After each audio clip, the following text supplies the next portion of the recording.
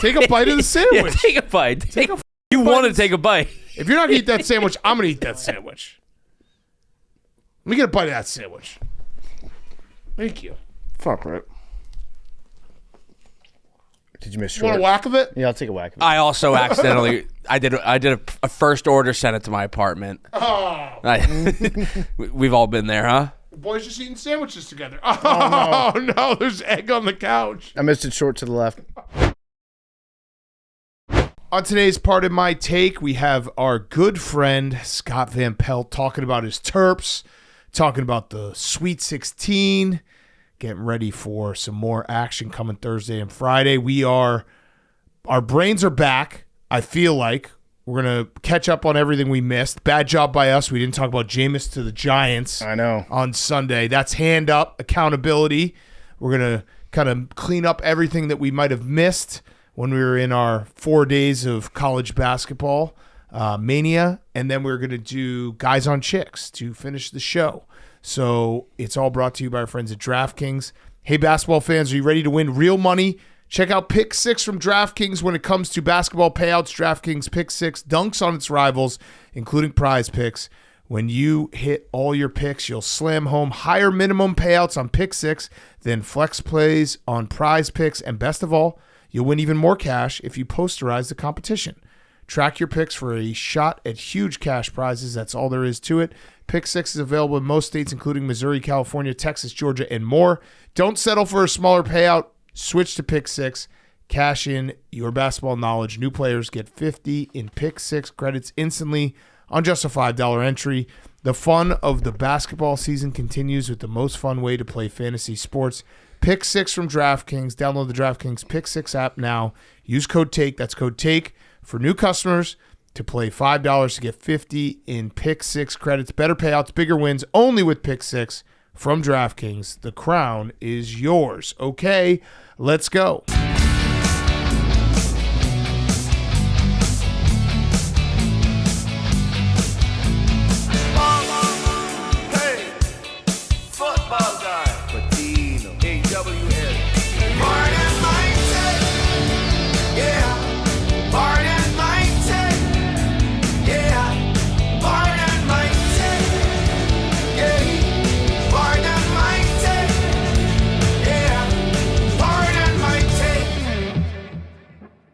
Welcome to Part of My Take, presented by DraftKings. The fun of basketball season continues with the most fun way to play fantasy sports. Pick 6 from DraftKings. Download the DraftKings Pick 6 app now and use code TAKE. That's code TAKE for new customers to play $5, get 50 in Pick 6 credits. Better payouts, bigger wins, only with Pick 6 from DraftKings. The crown is yours. Today is Wednesday, March 26th. And boys, I feel like my brain is back. Had a night of sleep. We are post March Madness for opening round, ready to catch up on everything. Got hammock people mad at me. Post-Madness clarity. Post-Madness clarity. I feel like I'm on the right side of history with a hammock take. I went up, had a nice little sit on the hammock yesterday morning, got some direct sunlight in my eyes like you're supposed to start. That's my morning routine. Chill on the hammock, get the UV rays. I did do some research, though, into how dangerous hammocks can be. A lot of people die. I think that this is a product of the media. This is Big Mattress. This Big Mattress trying to steer you away from hammocks. They put out all this stuff. Relative to what? Anytime somebody dies in a hammock, it becomes a big news story like a shark attack.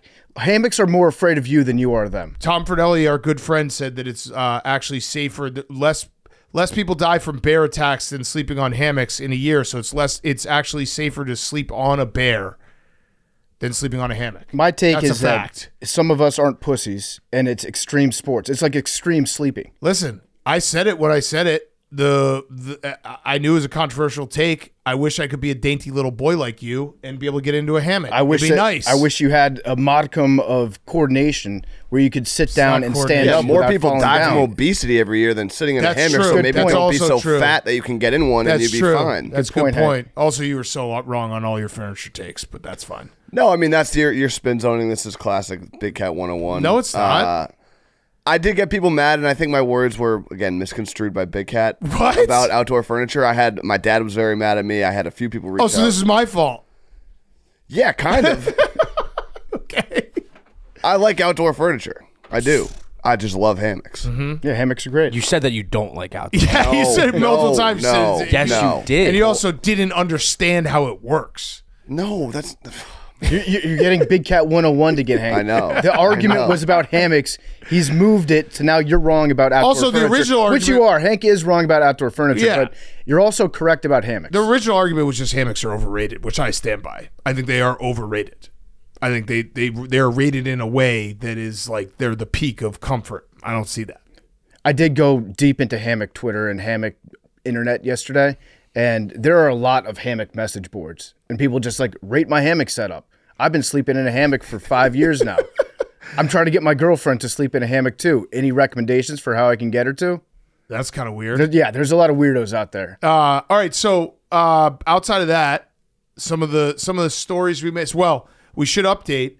We have more drama from Uconn because after their loss to Florida and Danny Hurley yelling about the refs, it turns out that the SID for Uconn told the reporter who took that video, "I will ruin your life if you don't delete it," and he did that in front of a bunch of journalists.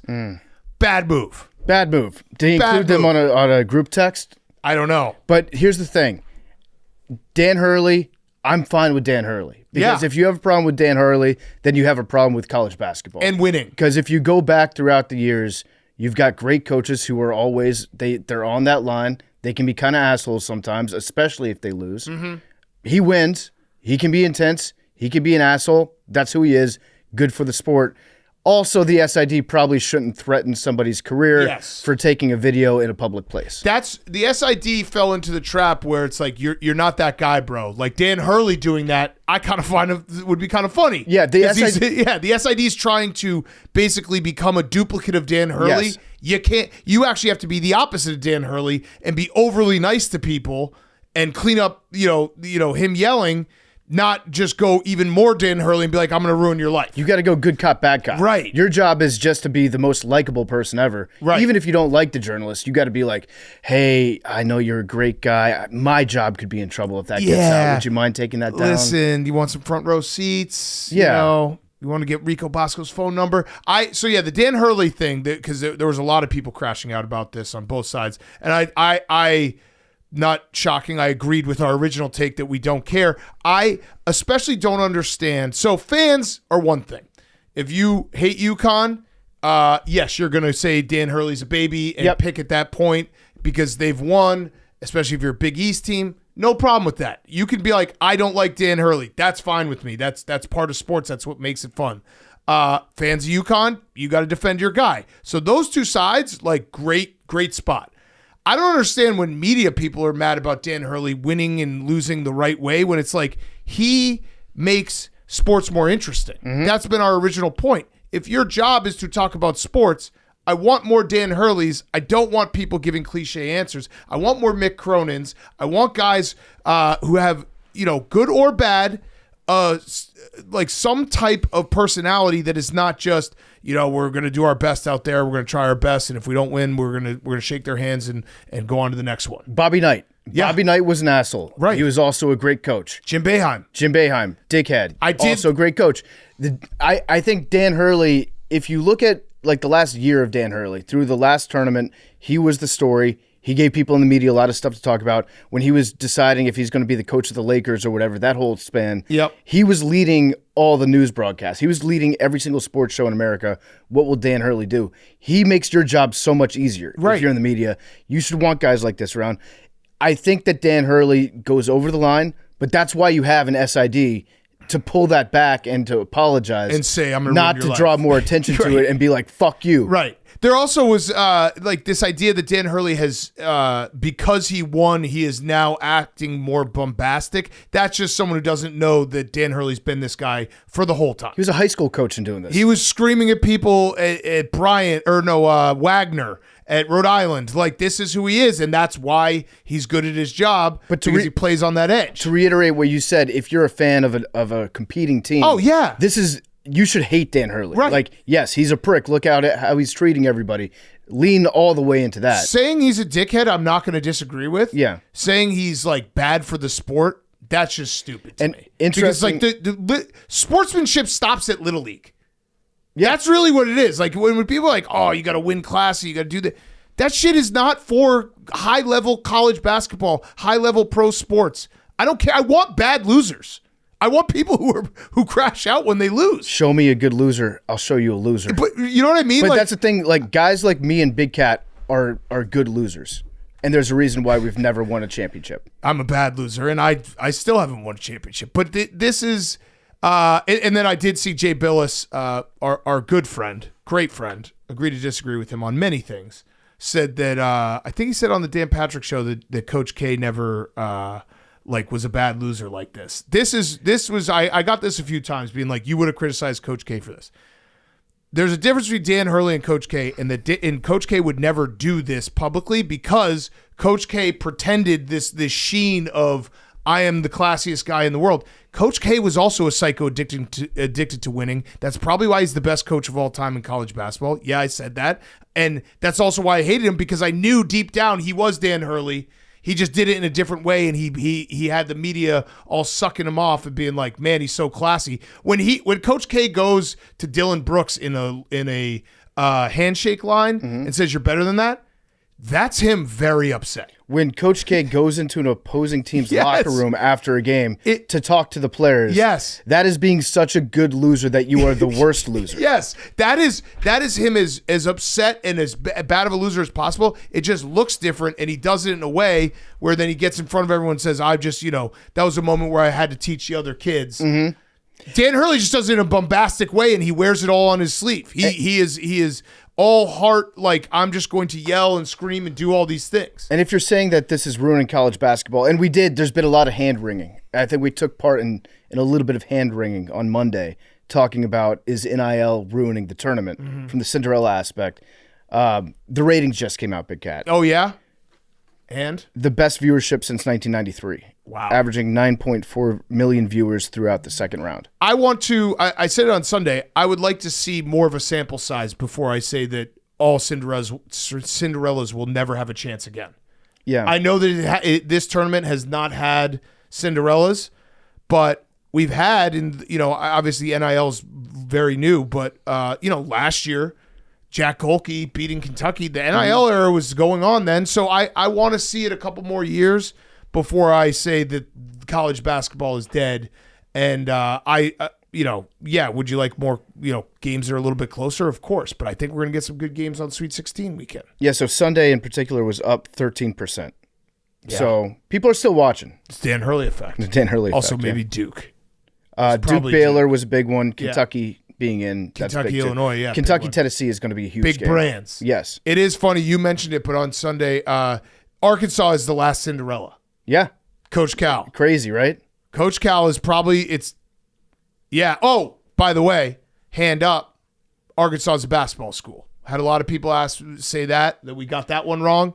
I think that's fair. They say, obviously they care a lot about football, but they have more tradition in basketball, and they throw a lot of money at basketball. So my bad, Arkansas fans. I think that if Arkansas, they want to be a football school. But I think they're okay with being a basketball They're fine with being a basketball school, but if they got really fucking good at football, oh yeah, and they would just be like full SEC. Yeah, what were you gonna say, Matt? Stance on the Mormons. What do you mean? They're still Mormons. Okay. They're Mormons. Yeah. Yeah, no, the Mormons were upset that they weren't on one side. Okay. We had them rated correctly. Listen, I'm gonna be a Mormon on Thursday because I'm rooting for them to beat Bama. I don't know what you want me to say. So yeah, they're still Mormons. Unless they don't, I'll tell you what, if BYU fans, if you want to be put into a different category, you have to disavow Mormonism, and then we'll take you out. Because otherwise it's idolatry. Right. Otherwise you're worshiping something besides the Lord. So, yeah, you're still Mormons. You had Mormons getting mad at you, Max? Oh, yeah, Mormons are mad. Well, it's actually a compliment. We're saying that you put your faith first. Right. Some of them were happy. They were like, "Oh, this must mean that we're both football and basketball." No, you're Mormons. No, you're Mormons. Yeah. You're 27 years old, and you're in school, and you look great because you've never touched alcohol. I'm starting to think. I'm honestly envious of Mormons. Are BYU fans not going to class? That was as straightforward as it could be. BYU Mormons. That's what you guys are. That's not good or bad. That's nothing. That's just we're putting you in a camp, Mormons. In solidarity with Mormon people, I will live my life as a Mormon on Thursday if that's what it takes to have them beat Alabama. I will. Do you know what that? I will do entails? it after Yeah, I'm 9:30. I'm gonna soak so hard on No, Thursday. you can't have coffee. I'm not gonna have coffee. I'm not gonna have caffeine. I am. I'm not gonna drink alcohol. I'm going to soak. What else? You can't fuck. I'll get married twice. But You can't be in a room with a soak. woman. I don't think. I think you can. And we're digging ourselves. digging ourselves back into the Mormon hate. The They're gonna Mormons are hate going to us. be even more angry. But with us again, now. the point remains. We are rooting for you guys on Thursday. I can't drink coffee, Not but me. I think I can do that thing where you make your own drink out of like Dr. Pepper, heavy cream, coffee creamer, The dirty and sodas. sugar. Yeah, I'll make my own dirty soda in a we Stanley. should do those for the game on Thursday. It's just 100% sugar. But it can't have caffeine. We have to get caffeine-free sodas. I think some can. I think I'll go diet Mormon. I think some are allowed to have caffeine. It is kind of bullshit. I don't think any of them are. I think No, they're all caffeine-free sodas. can't No, swear. I think it depends on what the that I'm not head guy promising. does. Yeah. Whatever the Mormon of the month is that's running the religion at the time, they get to dictate. Yeah, Kier. Praise Kier. Praise Kier. That's a severance recap. Okay. By the way, opening day is Thursday, and we're gonna have Jeff Passan on Friday to talk baseball. We want to do quick who's gonna win? Just predictions that we can not remember unless one of us gets it. How we obviously do this every single year. I assume people are not new to PMT or listening right now, but we basically just say who's gonna win it all, and then if one of us is even remotely close, we're like, hey, Memes, can you get that clip for me? Yeah. And then everyone else just ignores whatever our bad predictions were. Yep. So yeah, my prediction is Dodgers win the World Series and they win 125 games. Yeah, I mean, that's You like that? their roster is incredible. You like that? I think it's going to be Pods Red Sox. I'm excited for Alex Bregman. Padres Red Sox? Okay. Probably the most excited Who's for a Red gonna win? Sox season I've been in years. Sox. Okay. Okay. I want to take the Dodgers too. It's very chalky, but if you look You at can't copy me. But you purposely said it first so I that know. nobody else You can can say take it. it. You can The take Dodgers are going to win the World Series. That's just Yeah. it. That's it. Fast forward to October. Congrats to the Dodgers. You won again. Magic Johnson, one of the best owners in sports. I'm going to say Dodgers in 5 games over. This is very important. They're going to beat the Red Sox. I guess I didn't say an AL team. I'm going to say Dodgers over Rangers. Classic. And Get Dodgers back. win 125. Actually, no, Dodgers over Phillies. Well, Hank doesn't respect That was stupid of Shohei. me. That's clear. Yeah. Phillies they're both of those teams are. Oh, yeah, Phillies. Yeah. Dodgers over Rangers. What I said. Dodgers over Phillies in the NLCS. There you go. Dodgers over Rangers in the World Series. I think the Washington Nationals are going to sneaky compete for a wild card spot. Ooh. That's my wild prediction. They won't be out of it in September. The NL's pretty loaded. Nats are going to be good though. They got Nats are good gonna young be guys. Yeah. Okay. What's your prediction, Max? I'm going to go Phillies over the A's. Oh, in the AL. The A's could are be going to good. make a run. I know, which would be so disappointing that it happens in There's Sacramento. no chance, but it's fun. But it's fun. It is fun. That was very fun. Memes, who you got? Mets over the Tigers. Whoa. What do you mean, whoa? Tigers, yeah. I can see the Tigers. Scooble, Cy Young. Praise Scooble. You pumped about Soto? Yeah, fired up. Memes, what happened with the Islanders last night? I saw you tweet about it. I really wanted to have access to the Pardon My Take Twitter in that moment to tweet some memes about you. It was probably the worst call in NHL history. Oh. They called goalie interference, even though the goalie reestablished himself. Islanders scored with 9 seconds left. Would have got 2 points over the Columbus Blue Jackets, both fighting for a wild card spot to play the Capitals. And we got absolutely hosed, ended up losing in a shootout and lost 1 point. I was heartbroken, Memes. I'm heartbroken just listening to that. I saw the replay. It didn't even look like he was in the crease. His body might have been in the crease, but his skates looked like they were outside, right? Yeah, I mean, he was in for a second, but the goalie was able to reestablish himself. It just didn't make any sense. Brutal. So now are you guys are fighting for the last playoff spot? Yeah, we're fighting Hard? Fighting real hard. I can't wait for playoffs. Me too. Very excited. If you agree with Big Cat and PFT about the Dodgers, you could bet any or most regular season wins by any team over 106.5 for plus 150. I think they'll get there. On the Already track. 2-0. Sportsbook. Yeah. Yeah, it's basically it's kind of a gut check, heart check. Dodgers, you want it? You want it enough? You have the talent. Mm-hmm. You want it enough? Go get it. Okay, so we did miss Jameis to the Giants. That rocks. I don't know if he will be QB1. I think they're still shopping. And looking around. If they draft a quarterback, then I think Jameis would probably be QB1 going into the season. Yeah. We got to figure out what we're doing with the song. Yeah. Jameis, I have two options that I've thought about. Okay. Standing on a corner, Jameis Winston in Hoboken. Okay. Standing on the corner, Jameis Winston down in Soho. Soho flows a little bit better. But they play in Jersey. I know. They practice in Jersey. This is big. Jameis. So Standing what on about the corner, some Jameis Sopranos? Winston in Hoboken. Satrials. Down in the Meadowlands. Yeah, there you go. Jameis Winston in the Meadowlands. I don't know. It's gonna be tough. I like where your head's at. Yeah. No wrong answer. We'll think about it. Mall of America? No, or what is it called? What's that mall? Oh, the one that has like the water slides and the ski thing. Yeah, right across from the stadium. It's something. Isn't it Mall of America? No, that's it's Minnesota. Minneapolis. I don't know what it is. Oh, American Dream? Yeah. Yeah. American Dream. That mall's crazy. So yeah, it looks like right now we have musical chairs going on. Aaron Rodgers spent Friday at the Pittsburgh facility. He is going to also go visit the Giants. There was a report out there, which is very funny, that Aaron Rodgers, I think Albert Breer had this, he said that I've heard Rodgers is looking for a culture such as the one in Green Bay. Okay. Which is so funny. Spends 2 years with the Jets, and he immediately is like, damn, I didn't know what I had. He's looking for Green Bay. Yeah. He wants to go. He's like, I fucked up. I want to go. Yeah, take me back, please. Yeah, there's no other culture like Green Bay in the NFL. Steelers would be closest in terms of like, consistently in the picture, history, all that stuff. I tweeted this out on Friday, but I firmly believe it. This is a good window into Aaron Rodgers and the kind of guy that he is. Yeah. He spent 6 hours. He took up 6 hours of NCAA tournament Friday meeting with the other coaches on the Pittsburgh Steelers. Like the entire head of the coaching staff, the big guys. That's a selfish move. Yeah. That of all days tells me Aaron Rodgers only cares about himself. Yeah. There's also a very funny article on Pro Football Talk, which is talking, I think it's in reference to a different article here, but basically there was an article in Pittsburgh about the fan backlash to Aaron Rodgers and whether or not the fans will appreciate Aaron Rodgers in Pittsburgh.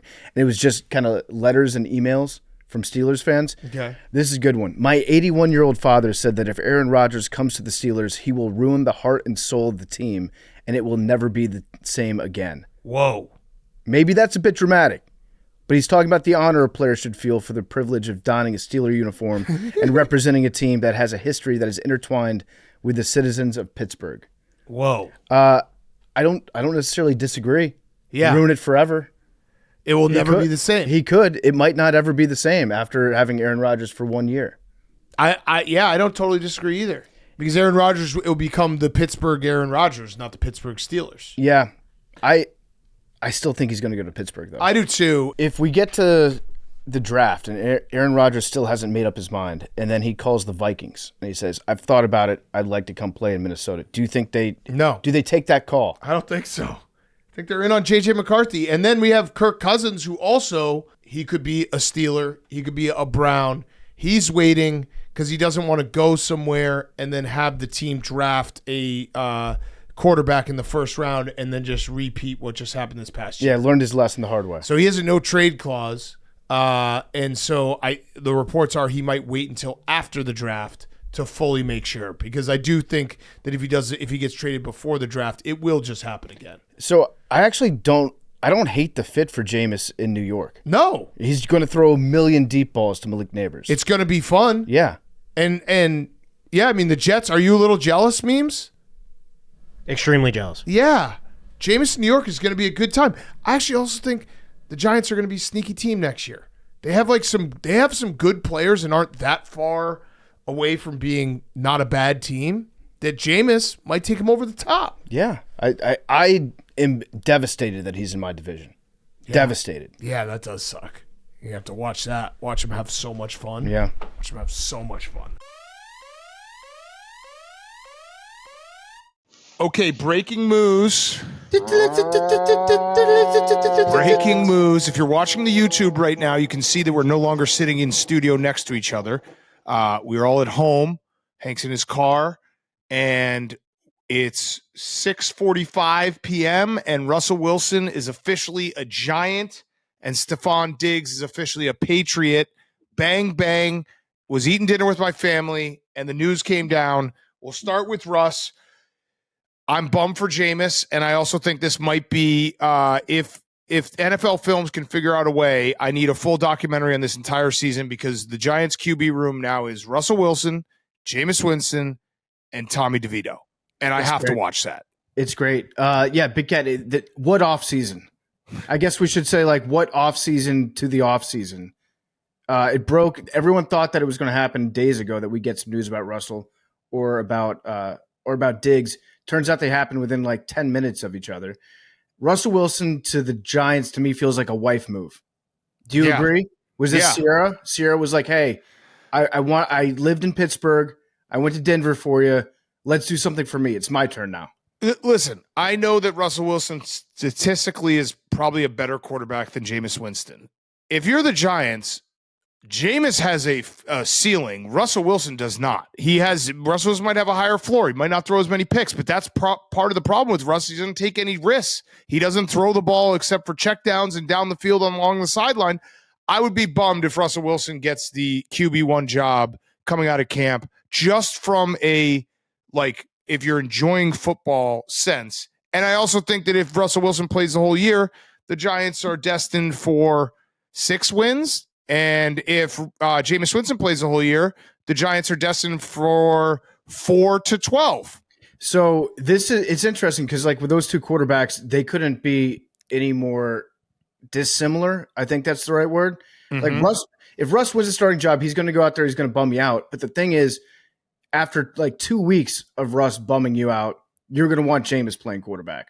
So what they should do is give the starting job to Jameis and say it's his to lose. And then they bring Russ in. He kind of stables things. He makes things nice and quiet. And then after maybe like 3 or 4 weeks, he starts to bum you out. Then you go back to Jameis. That's the prescription for the season. Sprinkle in some Tommy DeVito. Yeah. Yeah. You've got, like actually the guy that is unlimited in this situation is Jameis. They should honestly do. If you're Brian Dable, you're going to get fired no matter what, probably, right? Like it's probably going to happen this year. It's probably not going to be a great year. I do think the Giants are better than people realize, but why wouldn't you just do, like, if I were Brian Dable, I would quite literally just ride the hot hand series to series. If it's a punt or a turnover, next guy up. Touchdown, he stays in. I understand the sentiment. I think that Jameis going through training camp, the boys are going to be fired up to have Jameis playing quarterback week 1. Don't get it twisted. Jameis should be the starting quarterback week 1. It might not go well. It's not going to happen, though. It's going to be Russ. They're paying him more money. I know, but it should be Jameis. That way you can go to Russ, go to the safe guy, bring in the stepdad, have him come in, mellow things out, and then you switch back to Jameis. But I could, just go to the hot hand, whatever. Brian Dable, I think if you look at these quarterbacks that they have, the 3 QBs they've got in that room, that is a pre-fired head coach, 100%. Yeah.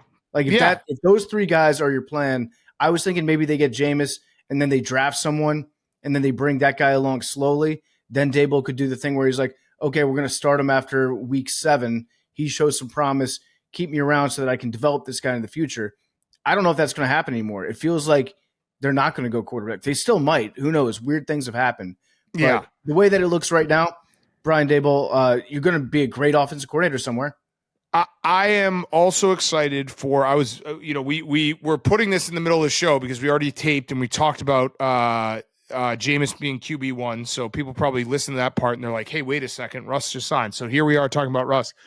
I'm excited for Russell Wilson to get absolutely killed by the New York media and watch him try to handle that, because he will handle it the way he handles everything. He'll just be like, God is great and positive thinking, and the guys in the locker room have my back. But that will be part of the show. Like that is the one part. If we can't get Jameis to full season, at least Russ versus the New York media will be fun.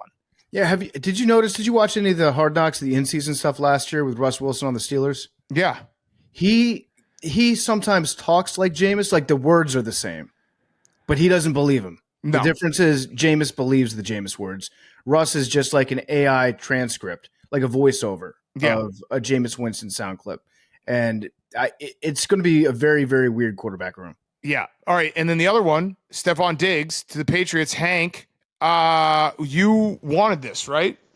Yeah, it's exciting. We definitely needed help at wide receiver. He's a super talented wide receiver. Kind of a head case, but even in the 10 minutes I had to process this, it's good reps for Drake May. Like, you're a second-year QB, you got a diva wide receiver. Like, that's something every quarterback has to go through. And I don't think people are expecting I think a playoffs would be a successful season for the Patriots. And I think Stefon Diggs can help you get there. I don't think he's a long-term solution. I don't think he's going to be like a New England legend forever, but he's talented. We needed help at wide receiver, and so I'm excited.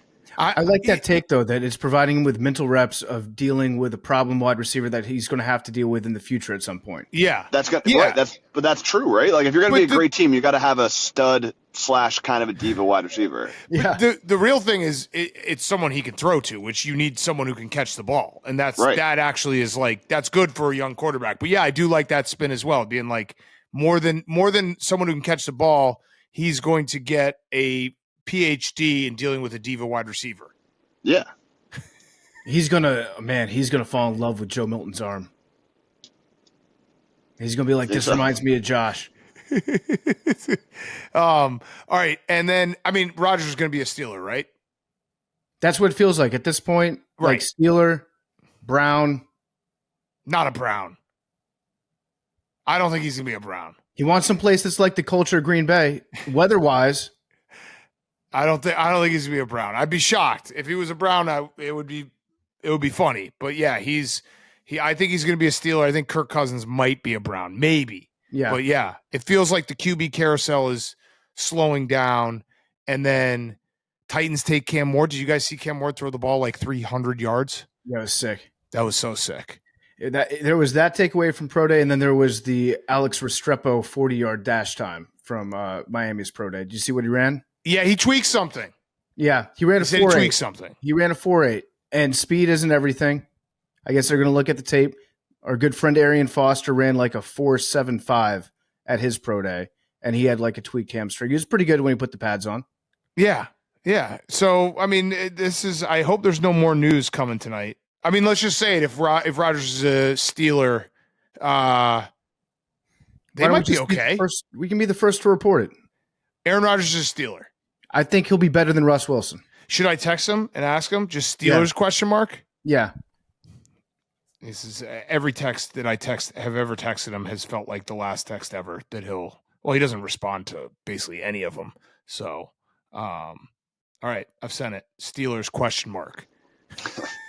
What do you think his response is? I feel like it might be emphasized.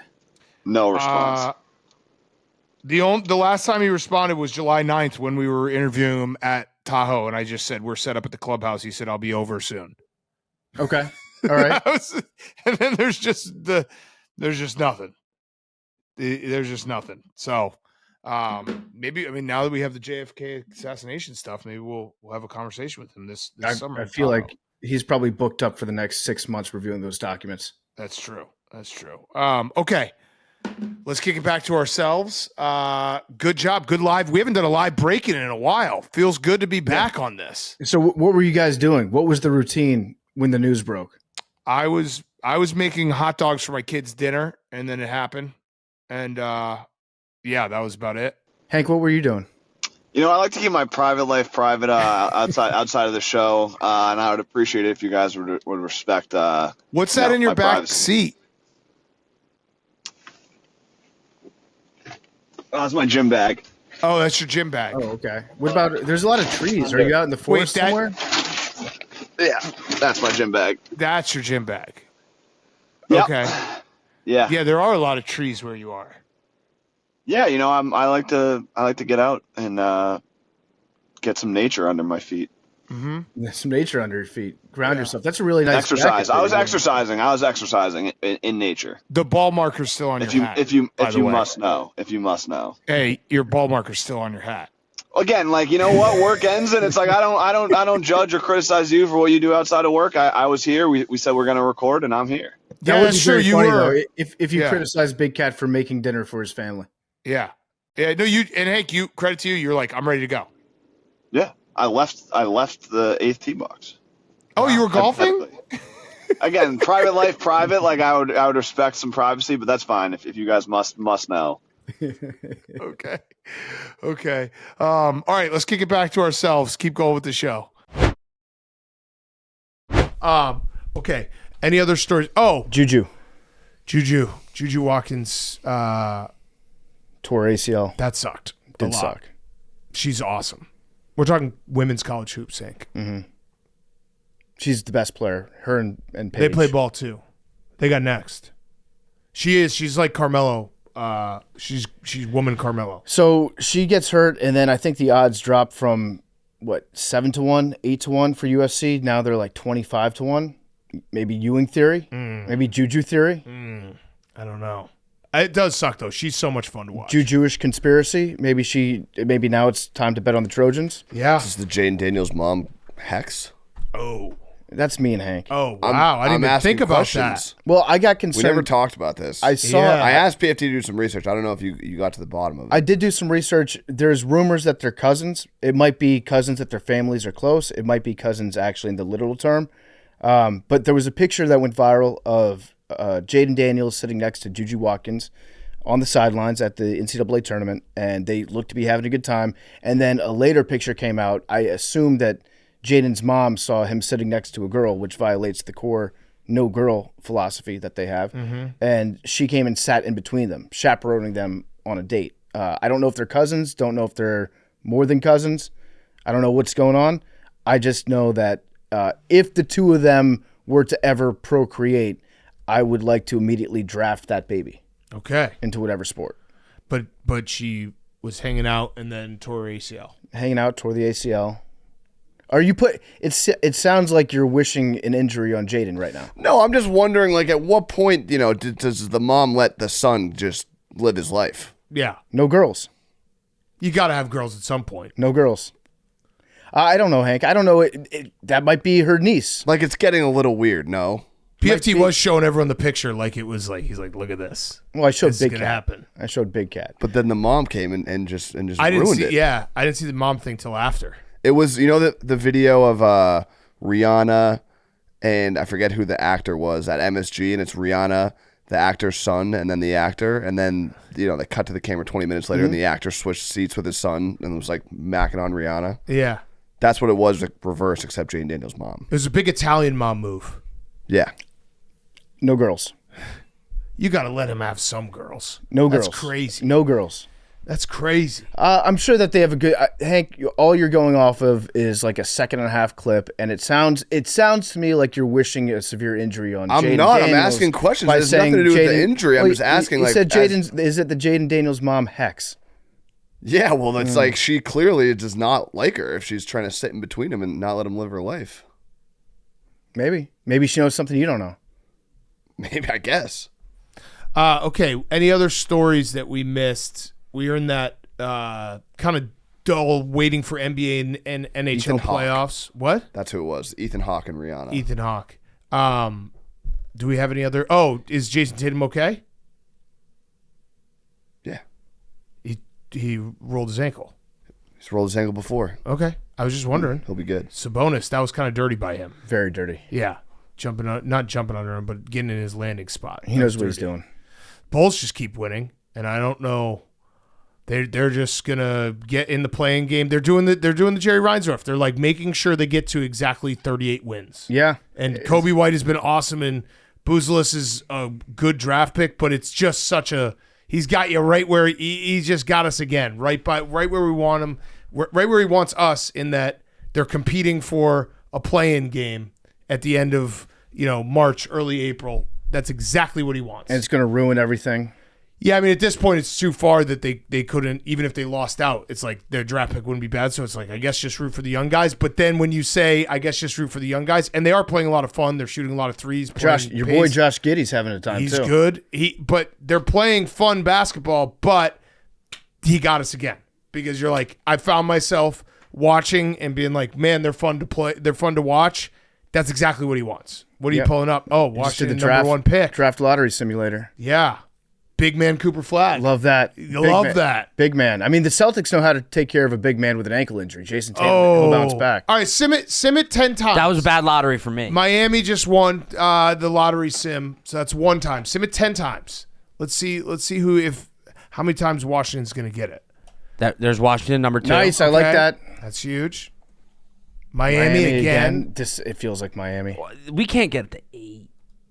Focus on the top pick. We don't care. Yeah, Oh, wow. Sixers. And the Bulls too. Yeah. Wow. All right. That's a good looking lotto right there. Brooklyn. Damn it for you. Utah. Hank, can you please focus? We're doing the draft. Utah again. Utah again. Mormon Magic. I know you don't care, but you should care. Miami. I don't care. I'm also not keeping track of how many times we've done this. No, I haven't either. This feels like there you go. I'll take that. PFD. You'll take second? I'll take that. Oh, wow. I'll take You that. handshake dealer? I'll handshake All that. right. I'll handshake that right now. Me too. That's huge. Who do you want? One of the Rutgers guys. Ace Bailey. Washington again. Or Harper.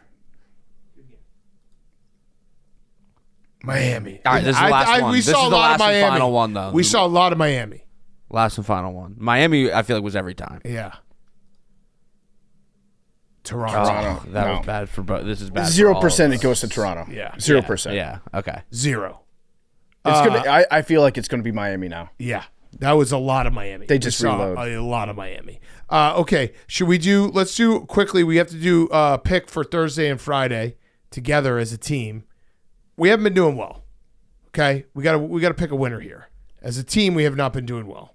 DraftKings, when it comes to college basketball, March Mania, one thing is for sure. Nothing's for sure. Upsets, buzzer beaters, Cinderella's advancing. Top seeds going home early. Bet the unexpected every upset every day with DraftKings Sportsbook. Everyone's sweating it out except you. DraftKings is offering all customers a no-sweat parlay every single day. How does it work? Opt in, place a bet on any eligible parlay. If your bet doesn't hit, you get a bonus bet back in the amount of your original bet. So bet the unexpected with DraftKings Sportsbook. Download the DraftKings Sportsbook app. Use code TAKE. That's code TAKE to get a no-sweat parlay every single day, only on DraftKings. The crown is yours. All right, Thursday. We can't bet against Maryland because we're about to talk to SVP. I want to bet on Maryland You want to bet on Maryland? Okay. with the points. Maryland plus 6.5. I also would like to bet the over in BYU Alabama. I know it's very high, but that should be fun. Although Alabama can't hit threes. I wanted shoot a lot. to bet on BYU. Okay, so then let's do BYU, Maryland, and then let's take the over in Arizona Duke. Okay, Instead, Caleb Love, just go off. I like it. I like that He a wanted. lot. He wanted Duke. He the wanted way that Duke. he played at the end of that game. Did you see the clip of where he almost? Can you try to find it after the game? Caleb Love, great job by him because he wanted to talk some real shit about Duke in a bulletin board moment, and you could see him catch himself in real time being like, why don't I not do this? Yeah, it's good. Can you find that, Max? Max is he's pulling it up. Caleb Love post game. Okay. On Friday night, there it is. That's the clip right there. Watch this clip. He was just thinking there for a second, like, I want to say so much shit right now. He yelled at himself. He goes, "Hey, Hey, like that's a sound that I make when Blake is about to get into the trash. Hey, hey, That's- hey. He did that to himself. That's a very good moment for him. That's great. Good recognition, Caleb. Great recognition. Yeah, it'd be so fun if he just went off. I think Duke's gonna win it all, though. Yeah, I'm pretty set in that thought. I mean, winning in a second round game by the way they did against Baylor, just not competitive. All right, the Friday games. What are we thinking? Two big time March coaches in Izzo versus Chris Beard. I actually have a stat for it from our friend Chris Felica. He had some nuggets, and here it is. So I think Michigan State's favored by 2.5 right now on DraftKings. Let's see. Let me see this. Since 2018, there have been 5 instances of a 2 seed favored by 3 points or fewer in the Sweet 16. 2 seeds have lost 4 of those 5 games. But here's the crazy part. 2 of those 4 wins for the lower seed or the higher seed were Chris Beard. So Chris Beard has taken down 2 seeds in this exact situation of being favored or underdog of 3 or less. Izzo's also a very good coach. Izzo's also a very good coach. And also Michigan State. I think Michigan State, like as a team, reading everything from them, they might refuse to leave the floor if they lose this game. They want to win so bad. Yeah. Okay, we can pass on this game. I like Ole Miss. You like Ole Miss? Okay. I don't have a good read on it. I like Tennessee. Minus 4.5. Okay. They've lost twice to Kentucky this year, and they're favored. SEC. Chaz Lanier has been playing so good in this tournament. I kind of wish that this game had happened sooner for Tennessee. If this game was scheduled for Monday, I feel like Tennessee rolls. But I don't know. He's been so hot. I like Tennessee too. Fuck it. Okay. And then I like Michigan. I like Michigan. 9.5 is a lot of points. I love Houston. I think Houston's going to dominate Purdue. I said something nice about Purdue Sunday. This might say something mean about Purdue. You're going to get your fucking ass kicked. All right, so let me switch Ole Miss to Houston. I like that more too. Okay. So All right. You want to go Tennessee, Michigan, Houston. That's good. Mm-hmm. 2 favorites and a dog. Yeah. I'm excited for the college basketball to get back. It was a tough Monday night. Just watching White Lotus. Ew. That's our White Lotus recap. They say it ties no like spoilers. Kissing your sister. Ew. Okay, should we do Hot Seat Cool Throne and then get to our good friend Scott Van Pelt? Hot Seat Cool Throne is brought to you by our friends at Game Time. The best part about college basketball is here, and we know you're as excited as we are to watch some big upsets throughout the tournament. Hey, can you look up tickets to the Houston-Purdue game in Indianapolis? Sure. While we're streaming in the cave, you can get out to see the action in person with Game Time, the official ticketing partner of Barstool Sports. Game Time makes getting tickets faster and easier. Prices on the app actually go down the closer it gets to showtime. Plus, the Game Time Picks feature makes it even easier to find the great deals on the seats you want. You can even find last-minute tickets for the tournament for up to 60% off quickly and easily. Just pull up your chosen event and turn on the GT Picks setting at the top of the screen or browse the best local Game Time Picks deal near you on your Game Time app homepage. Looking at tickets for Purdue versus Houston. Weird layout. They're in the Lucas Oil, but half of Lucas sideways. Oil. Mm-hmm. Yeah. Kind of like the AAU tournament vibes. You can get in the building for $229. Okay.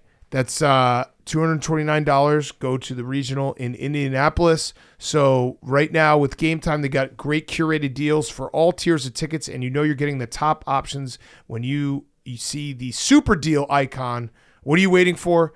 Buy those tickets to Purdue versus Houston on Friday night with Game Time Picks. Take the guesswork out of buying tickets with Game Time. Download the Game Time app, create an account, use code PMT for $20 off your first purchase. Terms apply. Again, create an account and redeem code PMT for $20 off. Download the Game Time app today. What time is it? Game Time. We're also brought to you by our friends at Hey Dude. Game days just got better with the Hey Dude MLB collection. These stylish and comfortable shoes are perfect for wearing in the stadium or clubhouse. The Hey Dude MLB collection is the ultimate dream collab designed for everyone who lives and breathes baseball, featuring embroidered team details, a baseball stitched heel, and a green footbed. These shoes are a must-have for every game day. These shoes are the perfect mix of comfort and ballpark style. I love my Hey Dudes. Also, great summer shoe. I wore them when I was on vacation in February. Great by the at a beach, at a pool. You can just slip them right on. Great dog walking shoes as well. Like I have them in my front entryway. Slip them on when I have to take Stella out. Hey Dude, very comfortable shoes. And so they have the new MLB collection, Hey Dude times MLB collection for Astros, Braves, Cubs, Dodgers, Rangers, Red Sox, and Yankee fans. Head to heydude.com to get your pair today. Baseball's back, and Hey Dude's got you. So again, Astros, Braves, Cubs, Dodgers, Rangers, Red Sox, and Yankees fans, head to heydude.com to get your pair. Henry, hot seat, cool throw. My hot seat is Steph Curry. Yes. This is bad. It makes, it was too good to be true. It always is. There was a viral video a few nights ago. It was over the weekend, I think. Steph Curry, it was beyond a full court shot. He was basically in the tunnel. Yeah. And he turned around, threw it to the other end of the court, and the ball went in. There was multiple angles. He celebrated. Super viral. He did Everyone the shimmy. celebrated. It looked like the LeBron Powerade commercial from back in the day when he's just taking step backs and step backs and step backs. Clearly fake. But this one, you could see the ball the whole time. And in my head, I was like, I know this is fake, but I can't see where. But everyone, was talking about it like it was real. It comes out Monday. The video is fake. He did not make it in. It basically... It wasn't a fake video. I don't know, because the video that they showed showing it wasn't real. They haven't showed the fans celebrating. Everyone celebrated like it was real. Yeah, because he shot it from such a long distance away, and it looked like it went in. They celebrated because they thought that it went in. We only saw that angle. It was a polar swish. Then the new, parallax angle. Then the new camera angle came out, and he missed it short. It hit the net, but it didn't go in. So if you're at the other end, you think it went in. They showed that to us. We were lied to. So it was a real video. He just never made the basket. Just never made it. You thought it was like a planned video? I still think it might be. Jury's not out. You think they beforehand they're like, hey, let's plan this video out and hope no one takes the video of him actually missing? So then you think the video from the closer angle is also fake? I think it's just he did this, and if you're looking from this angle from behind him, it looks like he hit it. Yes. Because the net moved. Yeah. Wouldn't that be an easy explanation? No, because there was a second angle. I'm trying to find it. There was a second angle. What am I missing here? Yeah, no, this is exactly what happened. Yeah, Memes is raising his hand. Yes, Memes? Sorry, the original video was cut short. You hear the celebration, and then it makes it seem like he made it, but there's another video where he knows he missed it and goes, it was this close. So Okay, all right. okay. So the original viral post made it seem like he made it. Stay woke, Hank. I like that. You always got your guard up. Oh, you have to. But he does like a little shimmy, right? He kind of celebrates it. So he does like a little pose. But then he does the just so close. The so close. Yeah. Either way, Steph Curry has a cannon. Yeah. That's so far. Because you do that shot all the time when we finish recording late, full court. Yeah, and our ceilings are low, so sometimes I hit the ceiling, but that's And you miss, you don't even get it to the rim like half the time. 60 yards farther. Well, yeah, you have to deal with a low ceiling. But still, it's not even a full, it's like a high school gym, and you still don't even get it. Well, no, I do. I just hit the ceiling. I could get it there easily. Well, I mean, I've seen a lot of times where you don't even get it there. Because I have to deal with the ceiling. Oh. But it doesn't get there. Right. Because of the ceiling. When you throw lay a up. full, you try to throw the ball 70 feet, and you don't get it there a lot of the feet. time. 84 feet, and you don't get it there a lot of the time. I can get it there whenever I want. Yeah? Yeah. You sure? Yeah. How many shots do you think it would take you to make this shot? Go get it there right now. Right this second? Yeah. Go get it there right now. I'll film you. Yeah, well, he'll film you and put it into the thing. There's a lot of pressure. It's going to be We'll filibuster. All right, so you here's- go get it there. Here's what's going to happen. He's going to hit the ceiling because he's going to be so juiced up. In He's some like, way, he's gonna fail, and then having a crazy excuse of why we're the assholes. I'm going to get it there. Big Cat's talking all this shit. He doesn't think I'm strong. I'm going to be so strong. I'm gonna get it there. It's going to break a light. We're getting there. That's my call, actually. Broken light. yeah. Shattered Oh, beauty. broken light would be great. Speaking of broken lights, so the Caps just re-signed Chikrin to an Okay. 8-year deal. Okay. He is an anti-light bulb guy. What does that mean? He doesn't have light bulbs in his house. Is he Polish? He didn't know how to. No, put 'em in? he thinks that light bulbs are bad for you. So he's got just beeswax candles all around his house. So he's just waiting, and I don't want this to happen. I'm just saying he's just waiting to burn down his house. Burn down his house. Yeah, That's gonna happen. It's a mistake waiting to happen. But yeah, he's one of the anti-UV guys. I didn't know those guys existed. Anti-light bulbs. That's the guy from Better Call Saul. The brother. Yeah, it was just the tinfoil everywhere. The tinfoil and the puts everything inside a box outside. Anti-light bulbs. That's a new one. That is kind of crazy, right? Aaron Rodgers might become an anti-light bulb guy. Yeah, and then everyone might become an anti-light bulb guy. Just crystals. I just have crystals and candles in my house. Anti-light bulb. I've heard a lot of everything. I saw someone the other day was like, Cheetos shouldn't exist. That's bad. I was like, take. what the fuck, bad man? take. He's one of those guys that's like, if that color isn't found in nature, it shouldn't be on my food. Yeah. All the neon colors are delicious on food. How about also you can just everyone can do what they want. Yeah. Make Cheetos. You don't have to eat Cheetos. Yeah. Other people can. Did you make it? I almost. Oh, he gave the Steph Curry close. You gave the Steph Curry? You almost made it? What is Hank? What is Hank doing? Max is getting like some sort of. Dude, what did he just give you? Oh, he gave you a sandwich. He gave you a sandwich with nothing. You went out to take a shot. And then you got an egg sandwich when you came back? What just happened? Max was like, wait, hold on, let me give you this sandwich right now. Well, you said you were hungry. You were like, I need that right now. Okay. What happened with the shot? The first one, he did not make it there. The second one. Wait, I want to see the video. Put it up there. No. DM I it to made it yourself. there. It was just to the left. It sounds like you didn't make it. Yeah. I absolutely made it there. Why Sounds did like you give didn't me make this fucking egg sandwich? Like, what am I gonna do with this? Fact right or fiction? Did you say I need that so bad? Yeah, but like I want to eat it. That is a wild move to just hand him a sandwich. Like, Well, it was raw in a dogging. competitor's packaging, and I didn't want the competitor's packaging in there. That's fair. No free ads. I like that. The sandwich is from the Ringer. Take a bite of the Yeah, sandwich. take a bite. Take a fucking You bite. want to take a bite. If you're not gonna eat that sandwich, I'm gonna eat that sandwich. Let me get a bite of that sandwich. Thank you. Fuck right. Did you miss You want short? a whack of it? Yeah, I'll take a whack of it. I also accidentally I did a first order sent it to my apartment. Oh, We've all been there, huh? the boys just eating sandwiches together. Oh, no, there's egg on the couch. I missed it short to the left. All right, you have the video? I got distracted. There was one thing you had to do. How do you get distracted? Because food Well, got we started involved. talking about the food. Yeah, food got involved, and Max's priorities shifted. Who got involved? And Max was like, I have to get involved in this conversation. Kinda. Well, I was part of the conversation. I was. Oh, Hank, what happened there? Outside? You were short? No, I was just to the left on the first one, and then the second one hit the. So you can get it there anytime you want. Yeah, the second one hit the square. So do you say you have the same arm strength as Steph Curry? No, because that video is probably twice the length. Yeah. That was my takeaway from the video. Is he has an absolute cannon. Cannons. Pelosi. Cannons. Okay, while Max... It says sending. I don't know.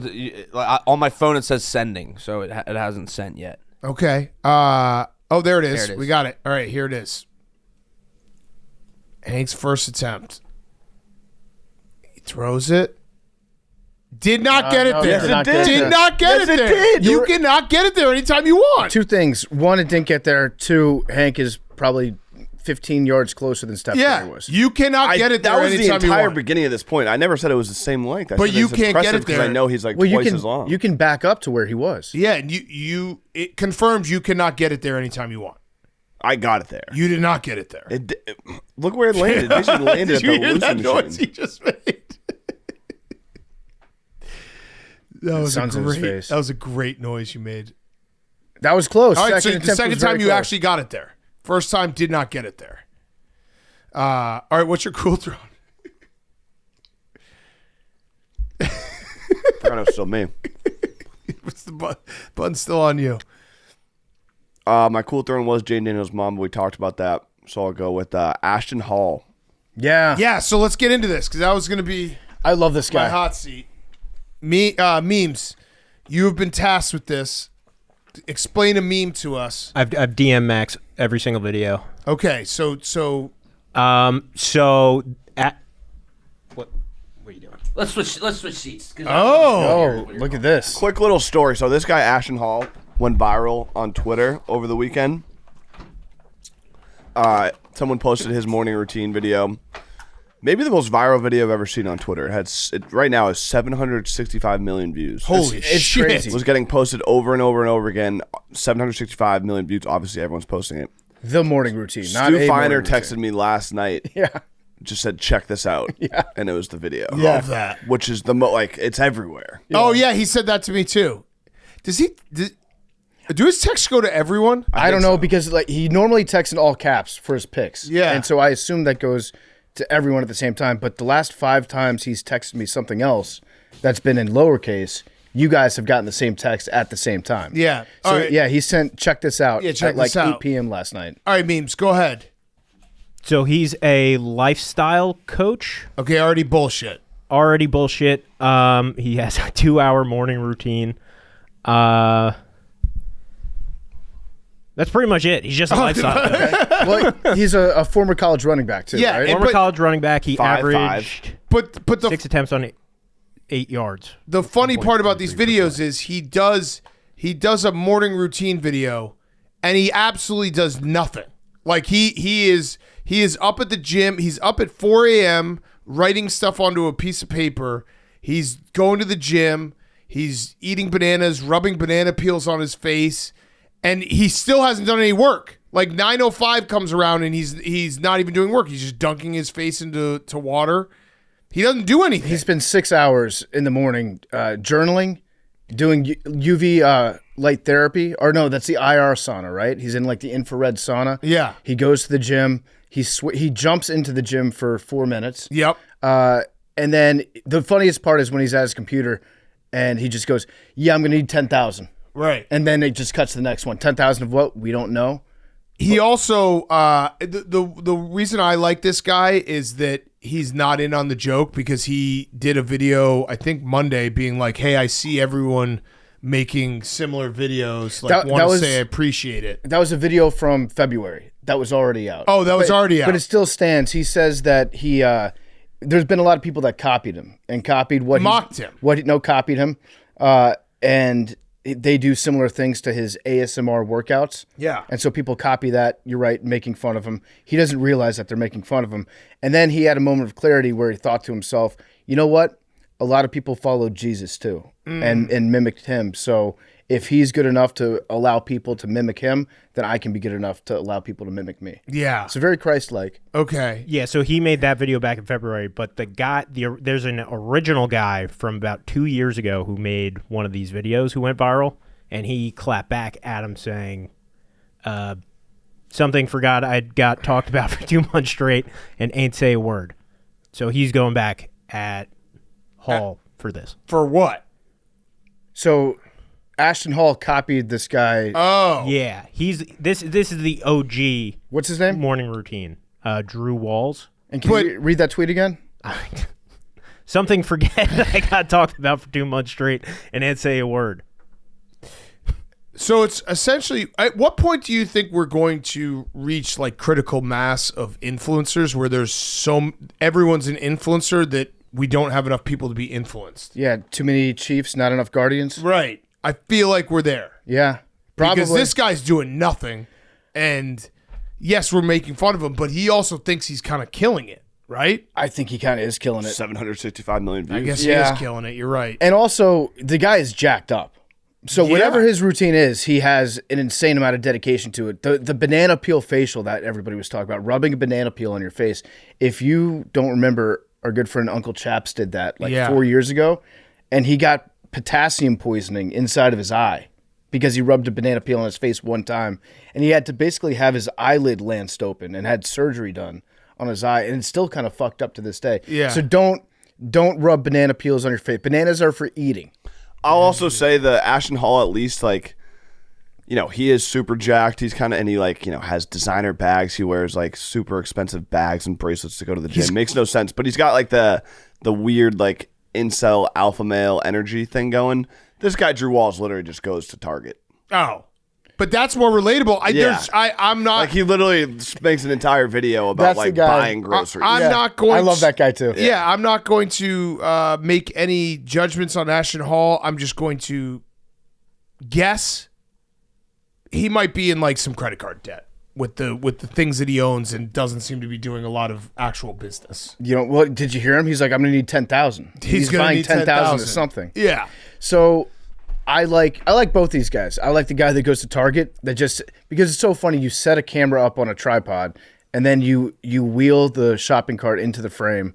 You get something off the shelf, wheel the shopping cart out, then you go and you pick up your tripod and you move on to the next Right. place. Like I am in love with I want somebody to film him filming himself. Yeah. That would be a great video. That would be behind the scenes. Like there's an entertainment value though, where it's like there's a non-zero chance there's satire involved with Ashton Hall. Like he has What? Rolls Royces. no way. Not with him. I He think has he's- Rolls Royces following him running.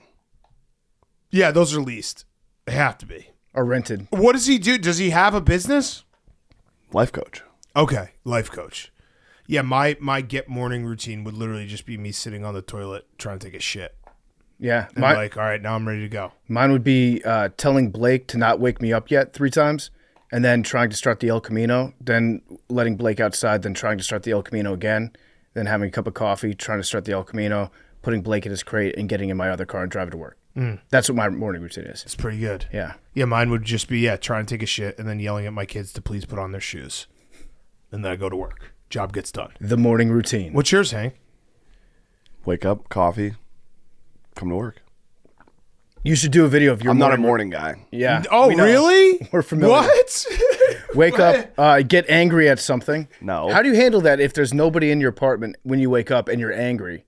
Who do you get that out on? I You know. think- I know. I need 30 minutes. Like literally, it takes me 30 minutes to Be a human being? Yeah. Yeah, dude, but that's a good question. PFT asks, like, do you get angry at, like, the thought of us? Because I would assume a lot of I don't times get when, angry. it's a lot of time when you come in, it's like the first thing you have to do is something with us. So are you like, these guys are the reason why I'm coming in this time? Fuck them. If I don't sleep enough and I wake up super late and have to be here within those 30 minutes, then yes. You're just But as long as- raging against us the whole way in. Not against you. I'm just in a bad We're mood. the machine. I'm just in a bad mood. Me and Big Cat are the machine, the man. Got to go to work for the man. I love that. I love that we literally get you out of bed in the morning. Of course. Our existence is what gets you out of bed, not willingly. No. Memes, what's your morning routine? Wake up, just go on Twitter for a couple hours. You should do a video. Oh, I miss that so much because that used to be like when we first started doing this show. I just wake up and lay in bed for 2 hours before kids, just being like, like on Mondays after football Sundays, I just lay there for 2 hours just hanging out. What are other people talking about today? Yeah. And then coffee, shower, and then come in here. That's it. Max, what's yours? Eat a meatball. Max, do you have bedside meatballs like people have water? No, I do not have du- bedside meatballs. He dunks his face into a bowl of meatballs. Bedside meatballs. Max wakes, he rolls over and just sticks a meatball in his mouth. No, I normally wake Actually, up. Max, you should remake the video and the mouth tape. Instead of the mouth tape, it's just you wake up, you roll over, and you spit out the meatball you've been resting in your cheek all night. Max has to sleep with a meatball in his mouth. That's fucked up. It's a ball gag, except it's just veal. It's just in there. What's your morning routine, Max? I just wake up, listen to my dog cry, and then ask my girlfriend to take her out. She normally does it, and then I lay in bed until I have to go. And then my girlfriend will ask me to do something, and I'll be like, I have to go for work. And she's like, what have you been doing the past hour and a half? That sounds very And relatable. That's basically how it goes. Yep, that's very relatable. I have to go. I'm rushing now. You can't actually go until you absolutely have to go. Correct. And then she'll ask me to do one thing on my way out, and then I always get yelled at because Yeah, you're like, fuck, I have to go. I'm going to be late. Okay. Where are we? PFT's hot seat. That was a cool throne, Yeah. right? My hot seat is the media. Media's on the hot seat, and I guess we can include ourselves in the media. We were put there by Doc Rivers. Because Doc Rivers says no one tells the real story. And I'm fine with that. It's unfair in some ways. I don't get enough credit for getting the 3 wins in the playoffs. I get credit for losing. I always say, what if we had lost to Houston in 6? No one cares. One of the things I'm proud of is we've never been swept. All the coaches have been swept in the playoffs. My teams achieve. A lot of them overachieve, and I'm very proud of that. Wow. So it's on us for not telling the full story about Doc Rivers. He has won 3 games in the playoffs many times. That's in a series. So he's just basically changed the entire narrative to like I haven't been swept. Yeah, and I hope we have to bet on him to get swept this year. You think so? Yeah. Well, you're discounting the fact that when he loses the 3-1 leads, he's won 3 games. He's won 3 games. That should be worth something. Like if you get up 28-3 against the Patriots in the Super Bowl, that should be worth something. Who would the Bucks play? Like the Celtics Cavs. could sweep them in the second round. It'd be the Cavs. I might have to bet on a sweep. You think the Cavs sweep the Bucks? No. I think the Bucks beat the Cavs. Oh, really? Yeah. You hate the Cavs, Hank. You do. You think the Cavs hate stink? You absolutely think the Cavs stink. Be honest. They lost 4 of their last 5. But so they stink. No, they're number 1 in the East. I couldn't say that. But you're not worried about. How can you them make at that all. argument? Because you think that they'll get swept in the playoffs. No, I didn't say swept. I just think the Bucks could beat them in a series. So, but are you rooting for? Are you saying that because you're kind of a little deep down scared of the Cavs? No, I would love a Cavs Celtics Eastern. You'd be Conference rooting Finals. for the Cavs against the Bucks. No, Who would you be rooting for? Bucks. Because you're scared of the Cavs. Yeah, that makes no sense. You guys don't have experience in the playoffs and being a championship contender. You want to play the team that's a better matchup for you. Like you want the worst teams to win. I'm not afraid of the Cavs. I would welcome a matchup versus the Cavs, but would I rather play the Bucks? Yes. Do I think the Bucks can beat the Cavs? Yes. Do I know the Celtics can beat both of those teams? Yes. Who would you rather play? The Bucks. Okay, scared of the Cavs. Scared of the Cavs. Exactly. Yeah, Rest my that's case. You said no. You guys are You're twisting talking my the Cavs. words, and then you said no. I'd like to play the team that's the better matchup, Right. meaning the team that you're not afraid of. Right. I'm not afraid of any team. But if given a choice, you would prefer not to play the Cavs. That does not mean afraid, but yeah. Correct. Yeah, you're afraid of Afraid. It's You're okay. scared. You're If very you're scared, say you're scared. I'm not scared. Okay. So then, Fuck it, give me the Cavs. Okay, there we go. Now you're not scared. I agree, but you are scared of the Bucks. Sure. You're scared of Giannis. Yeah. Whoever No, you we beat him before. We'll beat him again. Okay. My cool throne is FIFA. Oh. FIFA's on the cool throne because former FIFA president Sepp Blatter was cleared of all corruption charges by a Swiss court Tuesday. So 2.5 years after the original hearing, he was once the most powerful figure in global football, and now he's been cleared of fraud. So he was at the Extraordinary Appeals Chamber of the Swiss Criminal Court, which is a crazy name for an appeals chamber. So anyone that was pointing a finger at Sepp Blatter and saying that FIFA is corrupt, Sepp Blatter is corrupt, guess what? You're wrong. He's been officially cleared. He's done nothing wrong. Okay. Per So Sepp Blatter. he's a good guy. Good guy, never did anything wrong. FIFA, it turns out, plot twist, not corrupt. Everything's above board in FIFA. Oh. So why would we ever think that FIFA was doing anything wrong? Because we're getting billions of dollars to give the World Cup to Qatar and Saudi Arabia. Which, again, no proof of anything under the table happening there. Right. So move on. Move the fuck on. I do like the fact that FIFA they will always be corrupt. That's what they are. They're Yeah. a very corrupt thing. They're so corrupt that they get cleared of corruption charges. Right. I feel like that's just in their bylaws. Yes. To be corrupt. Yeah. Also, Also, so you can't even be mad at them when they do what everyone expects them to do. people were asking me to comment on the U.S. national team losing. Here's my comment. Who do we lose to? I think we would lose to Panama. Oh, Who cares? We're automatically in. Who cares? That's my comment. Who cares? But Panama stinks, Who cares? don't they? Who cares? We're Okay. We have a charity invite to the World Cup. We're hosting. Oh, we lost Yeah. to Canada. That ain't good. Well, so did our hockey team. That was an all-star game. Yeah, true. Well, this tournament didn't mean anything. This was a tournament. It is a tournament. Was it the Nations League, the storied Nations League finals? God damn it! None of these tournaments mean anything. I think you got to. We're in. I think Who cares? You got to lose before you win. We keep losing in these tournaments. Well, it's our new Hank. coach. Everyone thought that our new coach would be great. I think he still will be great. I think he intentionally lost these games to light a fire under the boys' Well, ass. it's our new coach combined with our golden generation. Golden generation again. Just make Messi a United States citizen. Just do that. I agree with that. Yeah. I'm 100% in on that. The coach is Argentinian. Yeah. Okay, my hot seat is hey PFT, can you explain this text thing that happened in Washington real quick? I think it's my hot seat is that I guess there's a guy in the Trump administration named Dan Katz. yes. And I so saw his that. name was listed in it. And my hot seat is me because I was like, oh shit, did they mention me? Because it was the date was when I was 16-0. And I was like, are they talking about 16-0? Really dumb thought. They might have been. He's actually a real person. They might have been. Well, I got tagged in a bunch. People were like, it was like direct. I think it's like Treasury Director. So someone made the joke like, do you think they were thinking that 16-0 was going to solve the economy? I was like, maybe. And then I had to take a step back and be like, dude, shut the fuck up. This is an insane thought. The Federal Reserve should just be based on Big Cat's bets. Yeah.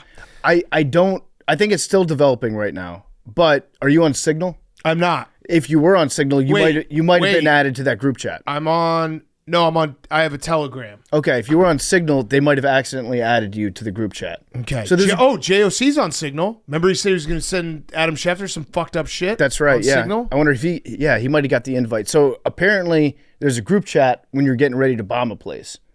Okay. And they're like, hey, here's what we're going to do. Here are our concerns. Here's how we're going to bomb it. They accidentally added the editor-in-chief of The Atlantic to the group chat. Wait, they text before they're going to bomb? Apparently That's it's a crazy. group. I wonder what the picture is in the group chat. Yeah. Like, you know how every group chat has that one image?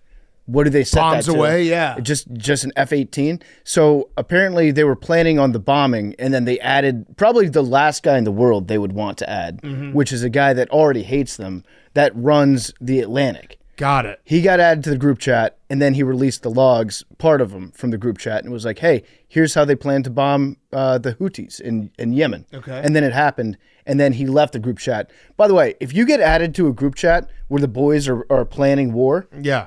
how do you leave that group You gotta chat? stay. You got to stay in that group chat. They were giving the details about what kind of planes and bombs and shit. You got to stay and Just rip off a joke and then get kicked out. Yeah. You got to make a joke about something. Or send a picture of your balls. Yeah. That's what I would have done. Yeah. Send a picture of your balls to the group chat, then log out and be like, hey, whose balls are those? Who did we accidentally add? Send coordinates to your rival's address. Yeah. See if they'll just add one. So apparently that's what happened. There's a group chat for planning war. Damn. Okay. I would like to be in that group chat. I would just because I want to know about the different planes they're going to use. Just see it. All right, and then my cool throw, and I should have mentioned this on Monday. I did watch the whole game, but we were talking basketball on Monday. The Wisconsin Badgers women's hockey team won another national title. 4 out of 6 years, 8 total, dominant. And they had a shootout goal with 18 seconds left to bring it to overtime, and then beat the Buckeyes. The Lady Puckeyes. Did the puck go backwards on the shootout or on the penalty shot? No, they reviewed it. They reviewed if she stopped her forward motion. She did not. She just made a great play, and yeah, dynasty. There was like an hour on Sunday where no matter what TV you were looking at, there was a review going on. Yes, It could have been in hockey. There were a couple of those. It could have been in any number of basketball games. Basketball is like 30% reviews now. Yeah, we need a no review game. We just need a night, a week, no reviews. Just let it fucking fly. I wanted to see a fight in that Badgers Buckeyes game. Yeah. Do they fight? I don't think so, but they do play every single year. It's the Sunday of the first round, and the Badgers play the Buckeyes in the national championship. And we got their number now. Dynasty. They got us last year. We got them this year. 4 out of 6. That's a dynasty. Dynasty, for That's sure. a dynasty. Okay, let's get to our good friend Scott Van Pelt and talk some hoops and Maryland hoops. Derek Queen, and we'll finish up with Guys on Chicks. Before we get to Scott Van Pelt, he's brought to you by Tax Act. Can you believe we're getting to the end of March? Your taxes are due on April 15th. Hank, do you have any tips?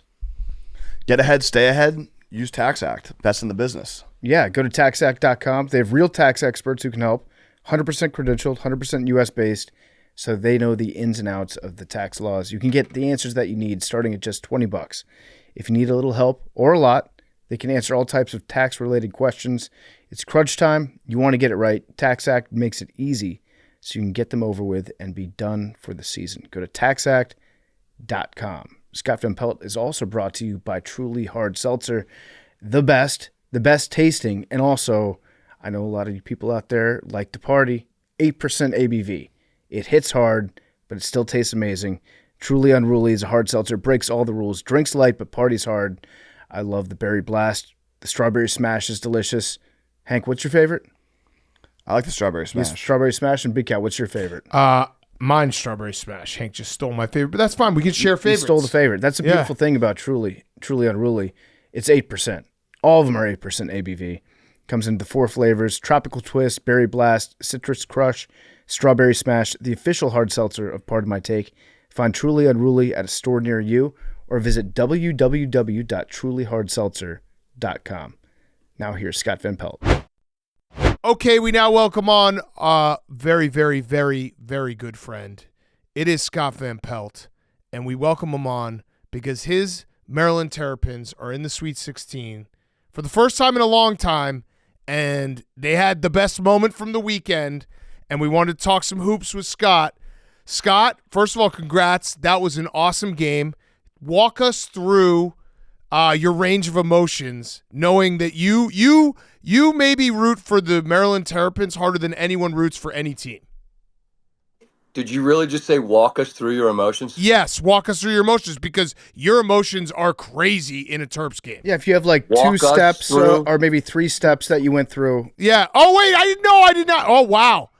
I didn't even think about that. I did not do that on purpose. BFT picked up on it before I picked up on it. I'm a team no travel guy. What are we doing with this? Fanta nailed it the other night. Like this tournament has largely lacked. It's largely lacked those moments that make the tournament the tournament. Then we get one, but because we live in this space now where we can't exist unless we're pissed at everything. Oh, he walked. Yeah. Like, okay. Well, Steratore said he didn't. I could show you a video of a Colorado State guy doing the exact same thing. Oh, that happened earlier in the game. Well, they got 2 points and no one gave a shit because that's just basketball in the modern era. Anyway, the emotions were insane. Look, I thought as I got older, I'd grow away from this. That's not been the case. I really, really like Maryland basketball. I have a lot of fun with it. This team's been fun. Queen was a kid that they hoped they'd keep in Maryland, and he stayed. He could have gone anywhere. 5-star guy, a lottery guy, and then he has an incredible moment. And I talked about this with Stanford Steve on our pod, and Big Cat. I look forward to the days when you're telling me this version of your story. I'm out with my youngest kid, and he's very, very zen. He's very stoic. He's like, "We're good. We're gonna take it home." Colorado State makes it 3. He's like, "Dad, I don't think we're gonna win."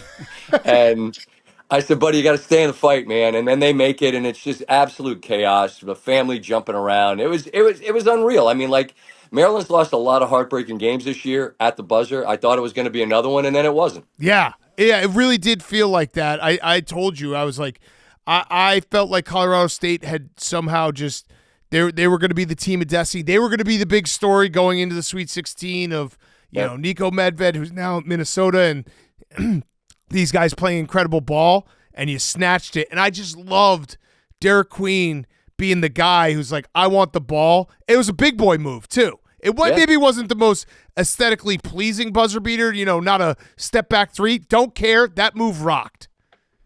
Well, I mean, old school off glass, and Yeah. I mean, in real time, it's like happening in slow motion, and I'm like, oh, that's so far off, and then it's actually not. It's perfect off glass, and yeah, I mean, it's like it's a Hoosiers moment. I'll make it, Jimmy Chitwood, and I did an interview with the Baltimore Sun last week, and the legend goes when he was coming up in Baltimore, they called him Black Baby Jokic, and he's not like the most fast twitch, put your elbow above the square dude, and he's not like muscle bound, but like Jokic has changed the entire paradigm of what you're supposed to look like, right? I mean, you can look like whatever if you've got high IQ and a ton of talent and big balls, and Derek's got all that. I feel like Jokic could also learn from wearing the long sleeve shirt underneath the jersey. That might diminish some of the razor barbed cuts that he gets on his arms every game. If for no other reason than the back of his triceps, or where his triceps would be if he had them, to look like they've been ginsued. I mean, like every year it's like, what happened to this dude, man? It's crazy. You're right. I think the long sleeves is the play. Yeah. So, Scott, we've talked to a few friends of yours over the years that have gave given their side of things for what it's like to watch a Terps game with Scott Van Pelt. What are you like during Terps games? Do you entertain outsiders, or is it No. Maryland fans or nothing? There'll be none of that. I really prefer not to watch with anyone. I mean, I'm in Florida, and there's like an outside setup with a TV here, and the inside setup was bad, so I just left and came outside. And my youngest came out to hang with me because he's allowed. He's Yeah. good. Yeah, But family. but short of that, I mean, it's a very small list. I mean, like, this isn't a joke. If I was at work, I'd show you. They literally made a sign for me that says panic room, and I would watch in this room by myself at work because I was so insufferable to be around that they just said, look, we're going to give you a panic room. You can watch the games in there, and the rest of us can operate in peace. So I get it. I'm not the I'm not the calmest dude, but I mean, the other night, I don't know. My little guy kept me calm. He was good. Everything was good until the last minute when he abandoned ship and told me we weren't going to win. But I don't know. Like I said, PFT, I thought I'd outgrow it. I thought I'd be more mature or whatever. It's the one thing I still really care about and love, and Yeah.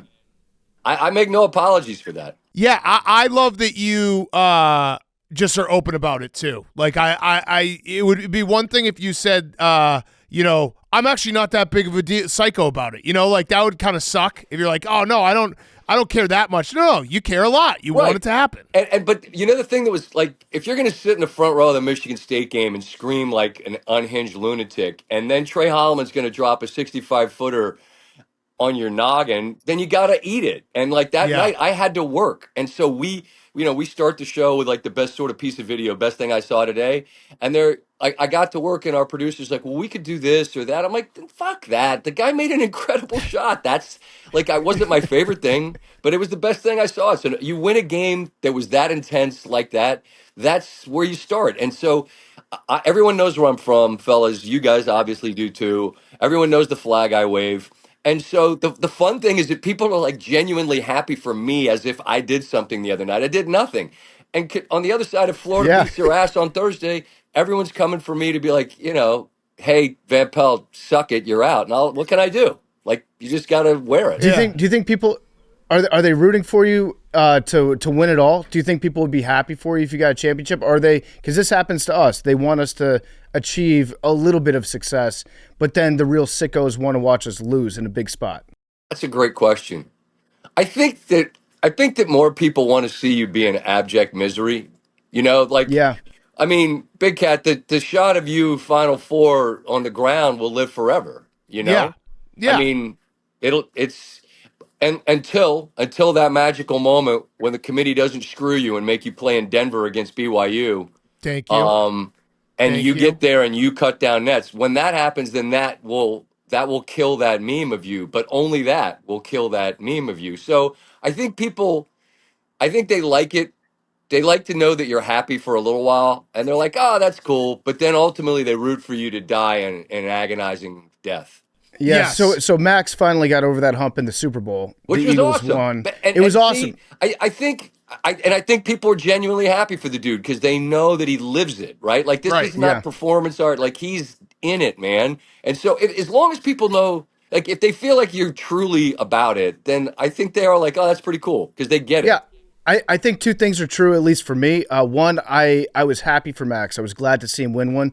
And two, I miss just being able to call him a loser. Yeah. That was a lot of fun for me. So it took away a little bit of personal joy, but I still am happy for it. Yeah, but here's the thing, PFT. It makes you better. You're going to have to grow. You're going to have to find another way. You're going to have to find another avenue to stick that needle in. It's going to be harder, but it's just going to make you a better podcaster and a better man. Well, maybe Max, instead of being a loser, and I would love for your thoughts on this, maybe Max is a coach stealer. Has there been that? Have you had that? We probably should have that discussion right now. The Kevin Willard thing is weird. It is. And I have on some level, I have to recuse myself from things because you reach a place where you know the people that are involved in a way where you're trying to help facilitate conversation and then step away. Like, I'm not sitting at the table, nor should I. But I mean, look, he just went on with like my best friend in DC on his radio show and said, I'm, like, as of now, I'm staying. I mean, it's like, well, if you're staying, you're staying. It's really weird. I know Maryland's trying to move heaven and earth and give him the things he's asking for. And by the way, I'm on his side that if you're at a basketball school, you should have the resources to be a basketball school. And so I'm all about that. But I'm also, if the offer of the things you've asked for is made, and then you choose to go somewhere else, then that just means you wanted to go somewhere else. And I don't mean he's going to. I'm just mean it's like that happens in coaching all the time. Yeah. So I don't know. It's a really odd space that we're living in right now where, we don't know. And then there's this huge game on Thursday night. So I'll let the adults in the room be the adults in the room. And, I've made it clear. I'm a big fan of Kevin. I want him to get what he wants. And if Maryland offers it and he stays, then fantastic. And if he doesn't, then I guess he wanted to go someplace else. So I don't know. My promise to you, Scott, is that if Villanova steals Kevin Willard from you, we will beat the fuck out of Max. It might take like 4 or 5 of us, but we will beat the fuck out of him. I might come get a kick in once he's been subdued. Well, he wanted both these coaches. He wanted Golden and he wanted Willard. Yeah, he threw Golden. So it's like whoever loses this Golden game, into it. whoever loses this game, that's the guy that Max wants. Yeah. Wow, I don't know. I don't know that you're going to get Golden. I think he's in a pretty good spot, man. Like that's a passionate fan base. Florida had it cooking so great in the mid. What are they? The aughts or whatever. I don't even know what the hell we call Yeah. that. Whenever the time was that football and basketball just won a ton of titles, they've been starving for this, and they're great. So I don't think anybody's getting Golden. So looking forward to this game, massive game. I think a lot of people like Florida in it. You're going to be an underdog. What are your keys to the game? We're big formula guys. What are the SVPs to the game? I think we need Clayton to sprain his ankle. Okay. Not badly. I'm not rooting for it. I'm not rooting for an injury. Like, that guy's got such big balls. He takes so many big time shots and hits so many big time shots. They're deep. They have so much depth. The depth of the front court and the back court. You're going to need to play him physically the way UConn did. You got to make him uncomfortable the way UConn did, and it still wasn't enough. Like, that was impressive as hell the way they won that game, because it took everything to knock out the 2-time champion. Maryland they're going to have to make a shit ton of threes. They're going to have to rebound. They've gotten crushed on the glass by a couple of teams, and Colorado State got them on the glass. Florida's enormous. If Florida gets 25 offensive rebounds, then it's going to be a name you score final. So you don't have to be perfect, but Maryland needs to play its best, be the best version of itself, and I think they can win the game. Yeah, I agree. All right, so in terms of the overall tournament, first of all, how did you do this first weekend? Bad? I mean, not terrible. I took a flyer on Missouri and Drake beat him, but I was pretty chalky. I had 1s and 2s in. Like I have Florida over Duke, which is 1/1, and the reason. Like, sometimes you could try too hard to be clever, right, and look for the upsets and whatever. But then once you miss that one early one that goes deep, then you're fucked. And I just thought the 1s are great. And Florida and Duke both looked the part first weekend. So that's who I had making it. And I had Michigan State and Tennessee were the others. So, I mean, I'm alive, but it's not like I'm out on a limb with anybody that I have. Yeah, and what about the talk about the tournament? Not enough Cinderellas. March Madness is dying. Are you buying into that, or are you kind of measured like us? We're like, hey, it could be a thing, but we're going to need a couple more sample size. We're going to need a couple more tournaments before we just say it's all over and no one's ever going to win again. Everyone just says NIL portal, and it's not new that the schools on a certain level were getting poached by higher levels. That's been going on for years. But it's certainly NIL and the portal has completely accelerated it, right? I mean, like, look at Drake. Their point guard is going, Sturts, who's awesome, is going with McCollum to Iowa. Well, of course he is. And so it makes it a whole lot more difficult for like a Missouri Valley level team. If you're a Bradley or you're Southern Illinois or Drake or whatever, if you got a guy that's a guy, well, then someone's just going to come and say, what's the number? And so that's part of it. And that's a whole other conversation. That something has to happen. Like, I'm pro players getting money. I'm anti free agency every single year because that's just stupid. It doesn't exist in any other sport. So I don't know. There's a lot that's going on, but I'm not like the ratings were awesome, and you know what? Like Cowherd had this point years ago, and he's right. Everyone loves an upset until it's the next game, and like Yeah. Kansas is out. You're like, you know what would have been cool watching Kansas play today, but they got Yeah. beat. You know what I mean? So it's going to be super chalky on Thursday and Friday and through the weekend, and I think people are going to love these games. I don't think they're going to be sad. You, it's just more fun when there's the threat of the upset, and we really didn't have many of those this first round. So doesn't bother me. I think it's just kind of the new reality. Yeah, well, we do have the Cinderella in Arkansas, right? Coach Cal. He is the Yeah. He's Cinderella. Underdog that- Cinderella, 10 seed. That meager little Tyson chicken NIL budget that has no bottom. Like, what an underdog story, man. But I will say this. Like, they were toast. They were 0-5 in the conference, and they weren't going to be in the tournament. So, that was a cool storyline. Cal and Patino, you guys covered it all, like the layers of the stories and whatever. But it is funny that it's the little engine that could from Arkansas and Cal. Okay. Yeah. Hank brought up a good point. I think it was Hank, and I didn't have a good answer to it. It was about Maryland basketball and just Maryland sports in general. Why? Do you know why they're the Terrapins and not the Crabs? Because the crab thing is sort of just the flag and the crab are relatively new deals. Like I don't know why we're turtles. I mean, when I was a kid, it used to bum me out, and then I was like, actually, it's kind of cool because there's a million tigers, but there's only one Yeah. turtle. But the whole thing about we love the flag and then slapping the flag on the crab, it feels like something that's just happened the last 10, 15 years. PFT, you're from this area. Like when we were Yeah. younger, it wasn't like there were crabs on T-shirts. Who would wear that? Well, now it's like, yeah, slap a crab on and off we go. So I don't know the origin story, but I kind of like the turtle because, again, it's one of one.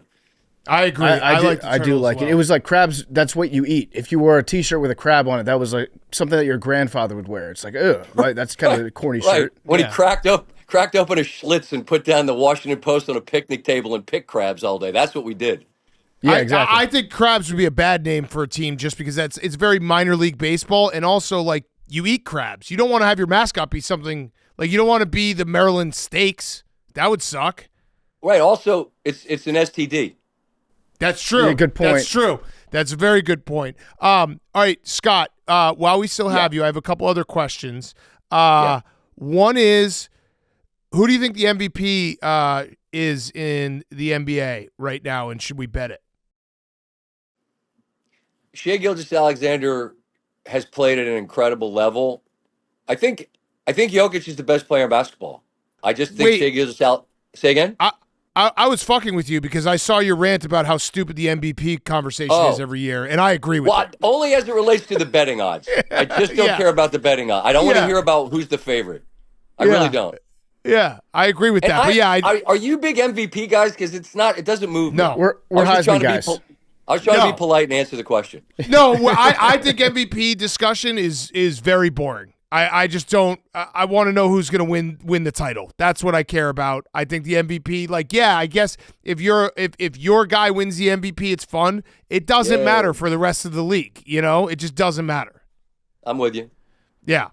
Scott, I watched you a couple weeks ago, and I want to compliment you because I thought that your interview with Jokic after he had 20 assists was really strong from your end, and you went into the interview thinking maybe I'm going to get some emotion out of the guy. Maybe after this incredible evening, he's going to sense some of the same joy that I'm sensing and we're sensing as fans. And I think all of us were feeling the same way you were. And then he kind of was just like, it's his basketball game. I look forward to the next one, back to practice. He did not give you anything, but you were trying very hard to drag it out of him. Did you think that you'd be able to do it? No. I said it. I believe I started by saying, I know you're wildly unimpressed by yourself, but what you just did, no one's ever done. And I thought that was an on-ramp to maybe invite the guy to think about it. Now, supposedly, later in the locker room, I saw Malone said that he was busting Westbrook's balls. Like, you never got a 30-20-20 game? Like, he didn't know. And the thing I wished I'd have done, if I was a real J journalist, what I would have done is I would have asked him this question. What would you have to do for you to right now say, holy shit, I played quite a game? Like, I don't know the answer to that because I don't know that it's possible that he could do something where he would be like, yeah, that was pretty good. It's an impossible task. So you go into it knowing that, and I tried to open the door. He just didn't walk through it. What's the guy? What's the guy or girl interview that you do in that setting that you feel like you've broken through and you get the most out of that person? Because you do a great job, but it's very hard right after a game to have someone collect their thoughts and talk about it. But is there one person or one interview where you're like, yeah, you know what, I've broken through, and this person I actually like have a good rapport with? I have talked to LeBron very few times, but when he came on after they beat the Clippers, I got a bunch of notes from people, just industry people, sports people. They're like, it's clear that you guys have this respect. Like, he shows, there's a way that an interview subject can show kind of an appreciation. If they call you, if they just refer to you by name because they know who you are, and then they give you like a depth of an answer that's more than just like the sort of obvious, yeah, we played great, blah, on to the next one. And LeBron's always been really gracious in that way. We haven't done it a lot, but I from his camp to me, like, just an appreciation for how I do my job. And there's kind of this goofy thing that goes back to the chair that I always bring up because we did a commercial 100 years ago. So I'd say him. Like, I appreciate the times that we talk where I think he gives you more than just the garden variety. Like, guys like Jeter, Tiger, LeBron, people that you've known for 20 years, they've been interviewed a billion times. So when they seem like they're invested and actually present in a way that they're, I don't want to say into it, but that it isn't a chore, that's the best you can hope for if you're me. So I that's a long-winded answer, but I feel like No. LeBron's always been really cool in that way. That's a good answer. That is interesting. Have you ever had an interview where somebody cried and you weren't expecting them to cry? I can't think of anyone that wept. I know one time we talked to Dabo Swinney after they won the title, and we weren't on the air, but it was like in a commercial break, like before we come on with you, and you're like, all right, here we go. And I saw him kind of put his head down and sort of shake his head. He was sitting by himself. And I said and I saw him and I said, it just hit you, didn't it? And he looked up and he shook his head. He goes, man, I said, yeah, you just beat Alabama. You're the national champs. And he wasn't in tears, but I saw a guy in real time feel that thing like, holy shit, we did it. And that was really cool. Yeah. Yeah. That's very cool. I think we had that experience with Chris Berman. Chris Berman cried. Yeah. Didn't think that was possible. The Schwam cried He with us. was just talking about football, though. Yeah. We just got him talking about football. He started crying. Well, look, it's guys standing on a corner in Winslow, Arizona. I don't know what I'm doing right now. It's just, That was pretty good. No, that was good. Yeah. No, but what I love, you guys show him respect and love, which is which is cool. And the coolest thing about Boom is that he's a legend, but he appreciates people still caring. As you know what I'm saying? It's like, you're Chris Berman and you're always going to be Chris Berman. Like, I don't know. Yeah. I love how much respect you show that guy. I got a question. So we have discussed this ad nauseum. We are on one side. It seems like the internet's on the other. What are your thoughts on Danny Hurley and this recent, exchange on Sunday? We're pro Danny Hurley. We love we think that if you're in the sports media world, especially, these are the guys that are interesting. I don't want boring guys. Yes. I want assholes. And yeah, could he tone it down a little? Sure, but I want assholes. I love how honest and vulnerable he is. He's talked openly with me about imposter syndrome, which, imagine that you're the son of that guy and you're the brother of the other guy. It's a lot. And he had this imposter syndrome, but now he's shared how his ego's, it's hard to fight. And he's talked about being an a-hole. Like, I love all of that. But you also just have to be honest about the parts of that you don't love. And if he's going to act like that, and you're a Uconn fan, then you got to just say, well, yeah, that could be better. Like, two things can be true at once. You can love the vulnerability, you can love that edge, and you can also say that there's times that goes too far, and you should correct that, right? There's an out of bounds, and if you step on it, then you're out of bounds. And if somebody says you're out of bounds, they're not being an asshole for saying you're out of bounds. So I'm with you. I used to be real anti-Hurley. Like when he was at Rhodey, I'm like, this guy's out of his mind. He should take a hike. And then he evolved and became, I think, a better guy, an incredible coach, a thoughtful guy. And this year was a lot for him. So I don't know. I mean, I think he's on a journey and he's just sharing it. I appreciate the vulnerability more than any of it. Yeah, he's a little rough around the edges. What makes him sometimes a little out of line makes him great, you know? So I don't think Well said. I agree. I think that, you know, there is a line. There's always going to be a line of what, you know, verges into complete asshole territory, unlikable behavior. He is unlikable at times, but in a weird way, I think that's why it's a great story and he's a great character in college basketball. And with, you know, players bouncing around, it's good to have those guys remain in one spot that kind of they write the storylines for college basketball. Agreed. And can't we, at least me, I can relate way more to that guy because I know people like that. Right. You know, I have friends like that. I love them. But then there's times that you just got to have somebody in your life that can sit you down and go, shut the fuck up. Right. I don't mean him. I mean me or my friend that you're like, enough. And, you know, whoever that person is with him, I'm sure, you know, he'll find him. Yeah. I'm sure he already has him. Yeah. Like I have no problem if you say Danny Hurley's a dickhead. I'm like, yeah, there's some things that he does that are Sometimes. Yeah, there's dick, but I those people are way more interesting to me than the cliche answers that we get a lot of times in sports. Couldn't agree. You were asking about that earlier, like when you interview somebody, like if somebody will just give you something that's true and honest and real, then that's all you can ask for. Right. Yeah. Right. Scott, well, we have you here. It's almost Masters time. I feel like this weekend is when we hear the tinkling of the ivories, the first commercial, the first, you know, hello, friends. Hello, friends. I was worried about this. Like this is way out of character for us. Does this mean that post Masters, when my house may or may not be on fire, am I allowed back in? Is that too close a revisit? Too No, much you're SVP? still in. Yeah, you're we, good. We just had. I mean, the Terps are in the Sweet 16. We had to have. This you is going to be the only time this maybe ever happens in the history of the show. So we'll have you on to discuss this.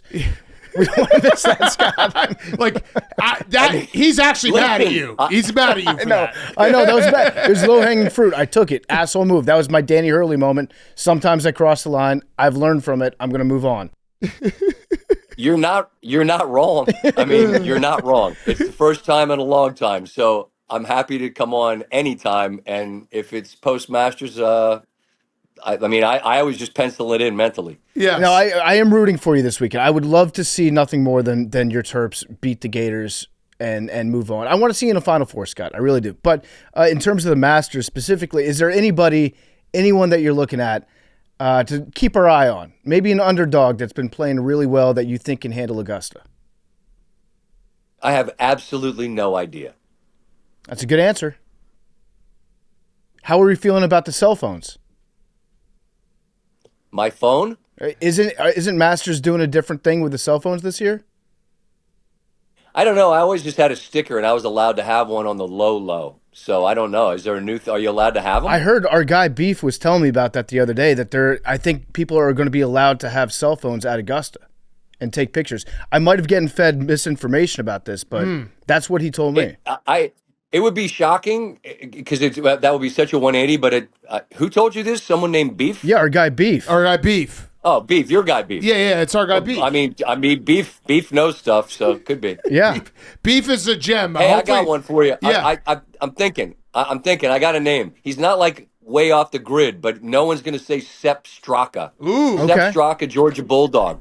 I like that. Take a nibble on Sepp. Okay. Sepp Straka. all right, Okay. I'm in. That's all I needed. You'll maybe cross paths with our guy Beef at some point. He is a consummate pro in the fact that no matter where he is, he will take off his hat to shake your hand. So he'll do it like not even on the golf video. course. Yeah, that's Beef. I saw that video. That's Beef. I saw, and it's where Beef's from somewhere in the South. Clearly, No, he's actually like right on the Illinois-Wisconsin border is where he's from. So yeah, he's a club pro. 'Cause that's Yeah. a very Southern play, hat off, handshake. Yeah. And just to clear up some misinformation, I might have gotten some misinformation from Beef because I researched it.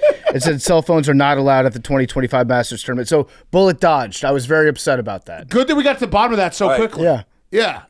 So on balance, Beef good on the hat, take off, very polite, bad on the info regarding Masters technology. Yes, he might have gotten dunk centled. I'm thinking that, or ball sacked. He might have gotten ball sacked. You got ball sack sport. All right, Scott, I got one last question for you. Rowback question. RHOBACK.com, promo code TAKE.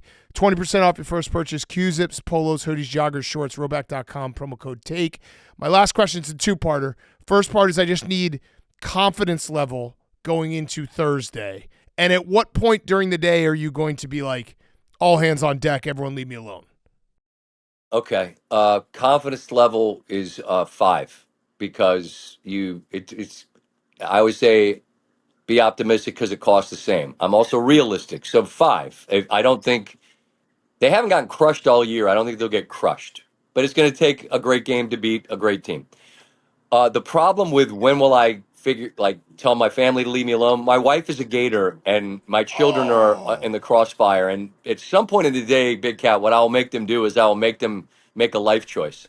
You're either riding with me or you're riding with Mom. Yeah. That's heavy. Wild plot twist. You got to put out all their clothes in the morning. You know, at night. Like choices have consequences, kids.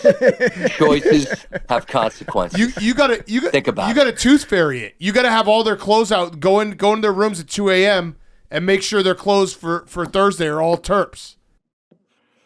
No, it's funny. Our kids are all mortified. I think they're taking it very seriously. Like this is like I either have to ride with Mom or ride with Dad. And we had Golden on last week. I asked him. He gave an incredible answer. I'm like, what am I supposed to tell the kids?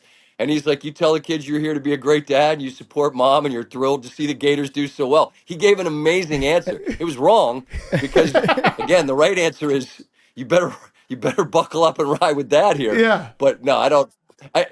I wish it were later. I got to go, and I know you do too. But are you the guy like me where I just want to kick the can down the road as far as possible? I wish the game started at 10, so I had more time for it not to be happening. Yes, because the longer in the future it is, the better. Is that weird? It's first round. You want it to happen earlier. Like first round, you don't want to be the Friday night game in the first round. But if you make it to the second weekend, you want to be a Friday game, so you just have a little more time to just enjoy the fact that you're in the second weekend. Right, and the fact that this was a Sunday game and then it's like they're playing on Thursday, I'm like, what is this? Yeah. I want another day because the end is coming.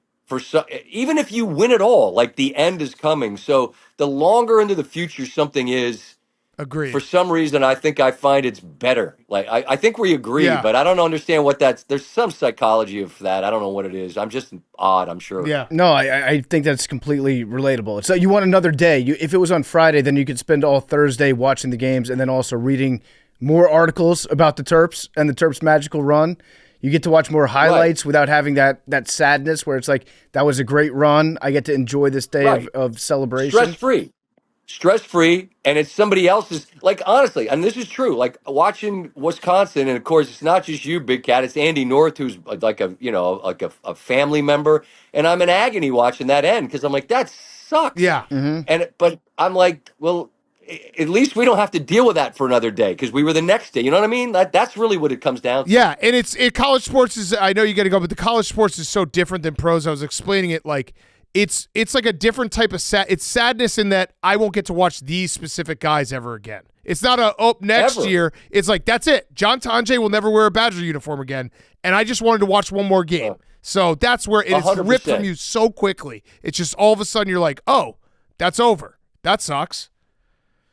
And the way the world works, but Gardo, I was just giving Guard credit for reinventing the team. They played a very fun style, and they got a bunch of dudes that changed the team in 1 year. So they can do it again, but it'll be a brand new team. That's the world we live in now. Like there's very rare to have 4-year guys. So if you get some, you enjoy them. So yeah.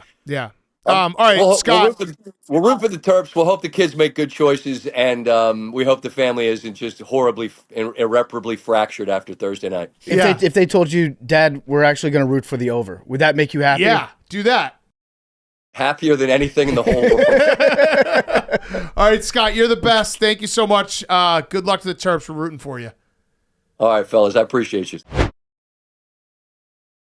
SVP was brought to you by Uber Eats. Cheesy, dippable, and delivered.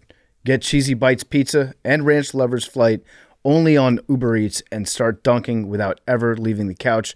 The wait is over. After nearly 6 years, Cheesy Bites Pizza is back, and it's bringing a whole new way to dip. 28 poppable, dippable, dunkable bites made to be pulled apart and dunked into 3 next-level ranch flavors.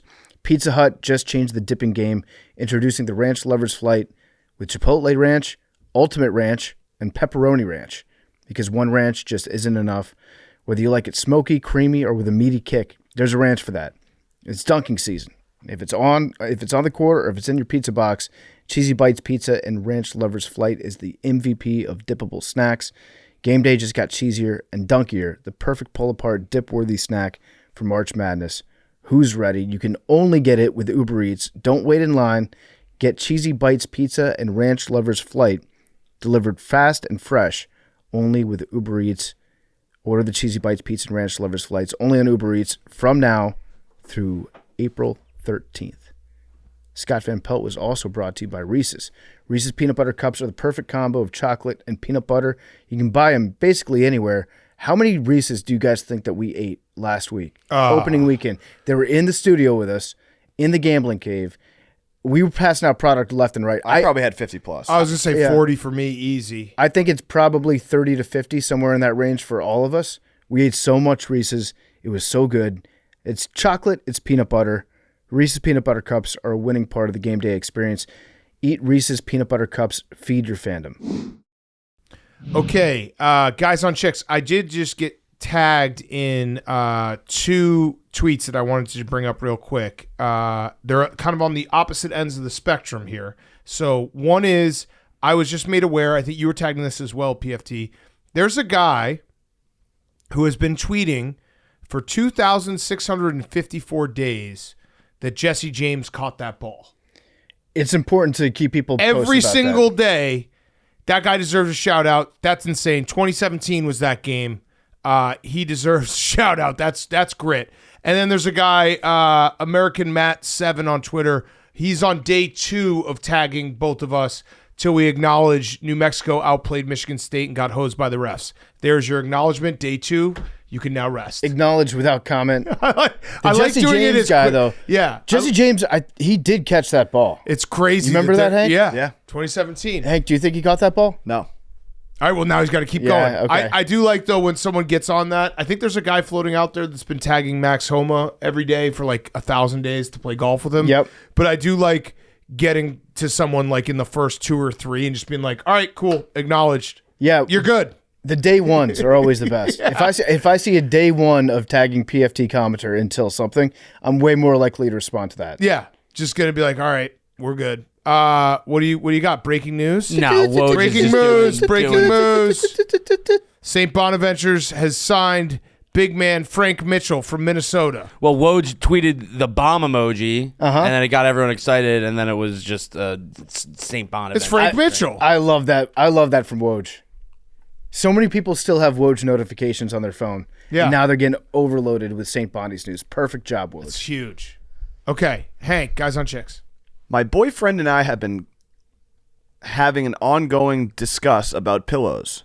He thinks it's weird I sleep with my pillows perpendicular to the bed and he sleeps with them parallel. He's been making fun of me nonstop, so I told him to take a poll of all of our friends. When he asked girls, nearly all of them said perpendicular, and all the guys said parallel. What? There's Is no this way. weird, and why is he wrong for making fun of me? I for think this? you might just not know the difference between parallel and perpendicular. Is she saying she sleeps with a pillow lengthwise, like aligning with her body? I do have a body pillow, but I have a head pillow, too. Yeah, the head pillow, it always goes. How many lengthwise. pillows you guys? I'm 3. I'm legs, body, head. I'm 2. Yep, no, that's the correct answer. Yeah. I'm One 2. I go head and then one between the knees. Yeah, that's the, yeah. No, but you got to hug one too. Yeah, you got to have one to hug. My Yeah. hug one is smaller than the other 2. Mine are all the same. Yeah. I hug all. Yeah. I'm 4, 4. but I really only use 2. Well, then that's the question: is how many you got? What do you mean? What do you use? What's in 2. use? 2. I don't have a hug pillow or a leg pillow. Yeah, hug You don't pillow. have a I leg do, but I pillow? do have the secondary pillow. Sometimes it's like that's my cooler. Like wake up and shift to the cold pillow. So you just raw dog 2 under your head. Yeah, they're pillows. You got nothing on in between your legs. Do you not have balls? No, I don't. What do you mean? That's why I need the leg pillow, because if you lay on your side with your legs, your knees touching, that's just squishing your balls. You got tiny balls? You got tiny balls. I guess. You got tiny balls. Damn. Big dick, tiny balls. Henry Lockwood. Hank, it might also just be you could start using a leg pillow if somebody told you that made your golf swing better. That's true. Yeah, do anything. It does help. Does it? I actually do. I have 3 pillows now that I think about it. 1 under the head, 1 between the knees, and then the third I take off the bed every day and I throw on the floor. Yeah. I got one of those too. I should just go with 2 pillows, but I have 3 every day. I also have a separation pillow in the middle of the bed to just divide because I don't want my wife coming over to my side in the middle of the night. We sleep with separate blankets too because I am a violent sleeper. I am moving. I get yelled at for stealing the blanket every single You got to night. go 2 blankets. Every It's night I life get yelled changing. at for Do stealing that. the blanket. Go 2 blankets. It literally is life changing because I know I'm a bad blanket guy. I'm wrapped up. I wake up and my blankets and pillows are everywhere, and it's like I've ran a marathon, so need to put that. Memes could strike me as like a 0 pillow guy. Memes might be a hammock guy. Yeah. No, I fall asleep on the recliner in front of my 9 TVs. Or like you have one of those inversion tables. You just strap your ankles in it, sleep upside down like a bat. How many pillows you got, Memes? I have 3 pillows. Sometimes I don't use any. Yeah. Yeah. You just go flat. I go flat. You strike me as Face 0 down. pillow guy. I don't know this question though. This question makes no sense. Perpendicular, horizontal. Like, is this person saying they do not have a pillow under their head? No, they're saying that they put the pillow lengthwise, which is crazy to me. Oh, I see. Yeah, it makes no sense. So they're sleeping on just a small portion. Yeah, and I guess if you're smaller, like even me, I'm 5'10" basically. But if I lay in a bed and I go pillow lengthwise, I run out of bed at the bottom. Yeah. If you're at the bottom of your lengthwise pillow, Huh. Maybe it's a small pillow. it could be small. It could be decorative. It could be the half-size pillow. It could be decorative. Yeah. But then it wouldn't matter. Then yeah, if it's square, it's square. it's square. Yeah. If it's square, it doesn't matter. No, it would have to go. Some of it would have to go up the headboard. A little bit. Yeah. Yeah. Unless it's a true But half pillow. I still don't There's understand no where- world why- where that makes any sense. Yeah, why would that be better? Yeah. This girl's a freak. And her friends too. Respectfully, freak. Hey guys, love the show. Oh, thank you. My boyfriend likes to wrestle me, like running tackle slams onto the bed, flipping me upside down, WWE type stuff. Yeah. He says it's his way of showing love and I should appreciate it. It's just that he's so much bigger than me, I don't know what to do back. Do you have any suggestions, moves I don't know about? Yeah, the noogie. Noogie's always a good one. Nut shot? Nut shot, fish hook. Fish hook. Fish hook is diabolical. It's the equalizer. No, I was gonna say wet willy. Oh, Wet Willy. That's dry maybe- willy. Dry willy. You take you put your finger in your own ear and then you put your finger in the other person's mouth. Ugh. That's diabolical. I've done that a few times. Little finger up the butt. Yeah, no, you got to let them just do it. This is or you know what? A real solution is just have kids because I like one of the best parts about being a dad is I am so much stronger than my kids. It's crazy. I fucking can throw them around. I can pick them up, put them over my head. I feel like a monster, like when I'm just like grabbing them and throwing them, because I just feel like the strongest man alive. So it's a cool feeling. I'm so much stronger than them. 5-year-old, no problem. Hey, 6 out of 10, Big Cat. Oh, So true, PFT. oh, Hank, shout out Situate. And don't trust the process, Max. I've been dating my 30-year-old boyfriend for 2.5 years, and we've lived together for about 1.5 years. Lately, he won't stop putting his fingers up my nose. Several times a day, he'll just randomly shove his fingers up my nose. When I try to swat his hands away or ask him why he's doing that, he tells me to protect my holes. Is this normal guy behavior? It's smart. Wait, what? It's smart advice. It's good advice on the whole. What is that? Like fifth base, fingering somebody's nose. yeah. It's a weird move. Fourth? I don't know. Fourth Ears, base? nose, it depends where you rank him. Yeah. I guess he's just hole curious. Yeah, he just wants to find some holes. He wants to know every hole. What holes is he doing again? Nose. Protect your holes. That's kind of a funny, like, just put it up someone's nose. All the time? Not all the time. Every now and then, it could be funny. Does he just do it like a quick twist, or does he try to go excavating? Is he like picking boogers out? He won't stop putting his fingers up my nose. So fingers too. Whoa. Double nose. That's Can't nose? breathe. You could kill her. When do you think, like, in popular culture, like, picking your nose became gross? Because I pick my nose all the time. Who doesn't pick their nose? You have to pick your nose. Yeah. Like when we're on live streams, people will be like, "Oh, caught you picking your nose." No, duh, dude. I'm picking my nose. Yeah, because you might get caught on live stream with a booger in your nose. Yeah. I'd much rather pick my nose than have a booger flying out of my nose. Yeah. You think it's weirder to stick your watch someone like picking their nose or like picking their ear? Picking their ear is weird. Yeah, doing that is weird. You just got to clean out your holes. But picking your nose is more frowned upon, I think. Yeah, I know. That doesn't make sense. I think it's because it's implied that you might eat it. I don't eat my boogers, just so everyone's clear. Never have. And you pick Never it. will. You flick it. Yeah. Hey guys, so my boyfriend and I just moved in together. We've been dating a little over a year, and I'd say about once a week I catch him reverse cowgirling the toilet. He will be resting his arms on the tank while he scrolls. He says it is because his arms get tired. Wait, what? He says it only works for peeing, but hopes to perfect the position for pooping. Also, is this normal? Is he doing something else? Please help. I feel like this might be written by a guy Yeah, there's no way. because Yeah. she's calling it reverse cowgirling the toilet. Yeah, and also like peeing takes 2 seconds. Your arms won't fall asleep if you pee. I would say don't do that if I feel like if you did that shitting, that would be just a lot of shit at like the front of your toilet, and that would be a problem. Well, there's a graphic that goes viral once every couple of years that says, "Did you know?" It's one of those things where they say you've been doing it wrong this whole Yeah. time. Did you know that toilets are actually meant to be shit on facing the tank because you have a place to rest your book on top of it? Again, I don't think that's true. No, I don't think that's because true all the water's at the back. Yeah. Which is where the butthole is. I think this guy might be trying to fuck his toilet. Like if you're sitting that way, you're probably dipping it in. Dipping dong in the Yeah. water. You're dipping a little dong. It's like you're going fishing. Yeah, I can't think of a reason why you would do that. Yeah, I think this is a guy wrote it in, Mischievously. or another freak. Yeah. How old were you when you discovered that this is the proper way to sit on the toilet? That's very That's a funny. great post. That definitely gets people curious and doing stuff. Yeah. It's a life hack. All right, last one. My name is Kimmy, and I had a question, or really just asking for advice on what to do here in this situation. I love my boyfriend dearly, but for about 6 months now, he's been rating everything he eats on the boom meter. Oh, yeah. Yeah, it was funny the first week or so, but now it's gone too far. No. It's to the point where he keeps a detailed notes list on his phone of different restaurants' menus, my cooking, and now even my mom's cooking with a ranking scale of 1 to 5 booms. Yep. I drew the line when after we finished eating my mom's favorite chicken enchiladas, he pulled out his phone, got the notes app out during dinner, and you could hear him saying under his breath while typing, I give this 4.2 booms. He loves this. I love him. But don't...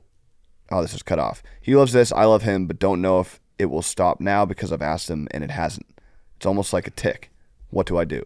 You just got to wait. You got to wait for the next thing to come out. So, and He'll move on to it. Stopping him, asking him to stop is the opposite of what you should be doing. Just ignore it. But also, this guy rocks, and you got a real one. Get married to him right now. Yeah, it might not work, but one thing you could do is just, do the thing where you do it more than him, and then he gets annoyed at you doing it, so then he stops. Well, what you could do But is... that might not work because he might love you doing it, and then you're just stuck in Boomville. Yeah, well, what you could do is you could rate his ratings and rate it on the Doom scale.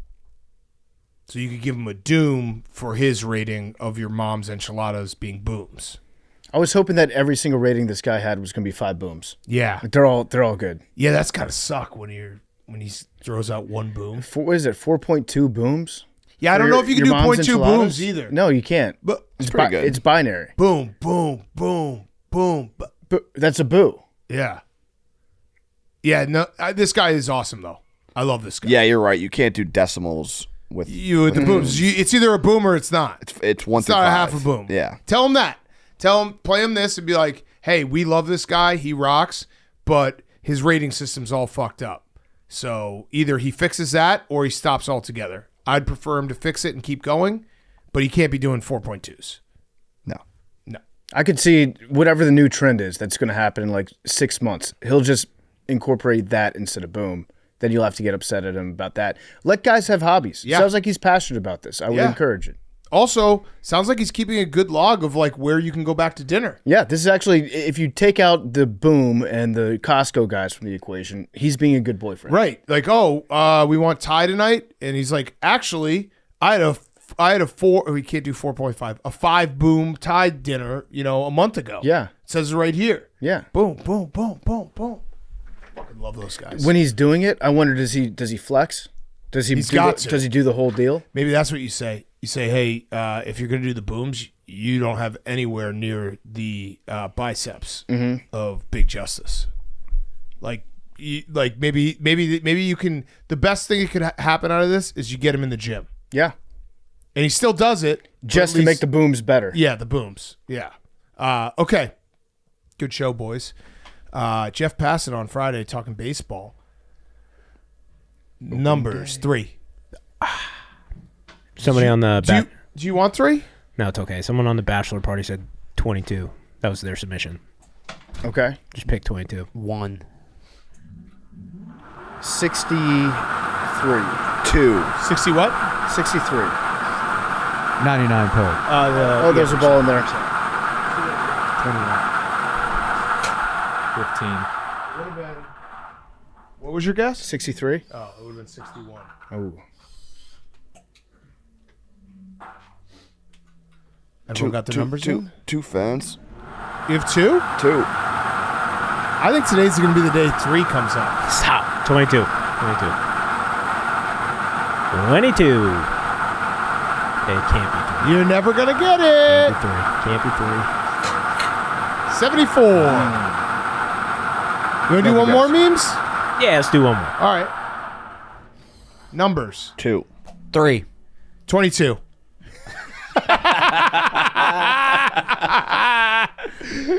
63. 54. Memes, you got to realize when we steal your numbers, it's just as much nervous for us because if you end up getting it right on a stole, like if you get 54 here, we're to blame. Mm-hmm. Fair. So it's a risk, but you're also never going to get it. So That's true. 99 Pelt. so Max has 3, I have 22. 54.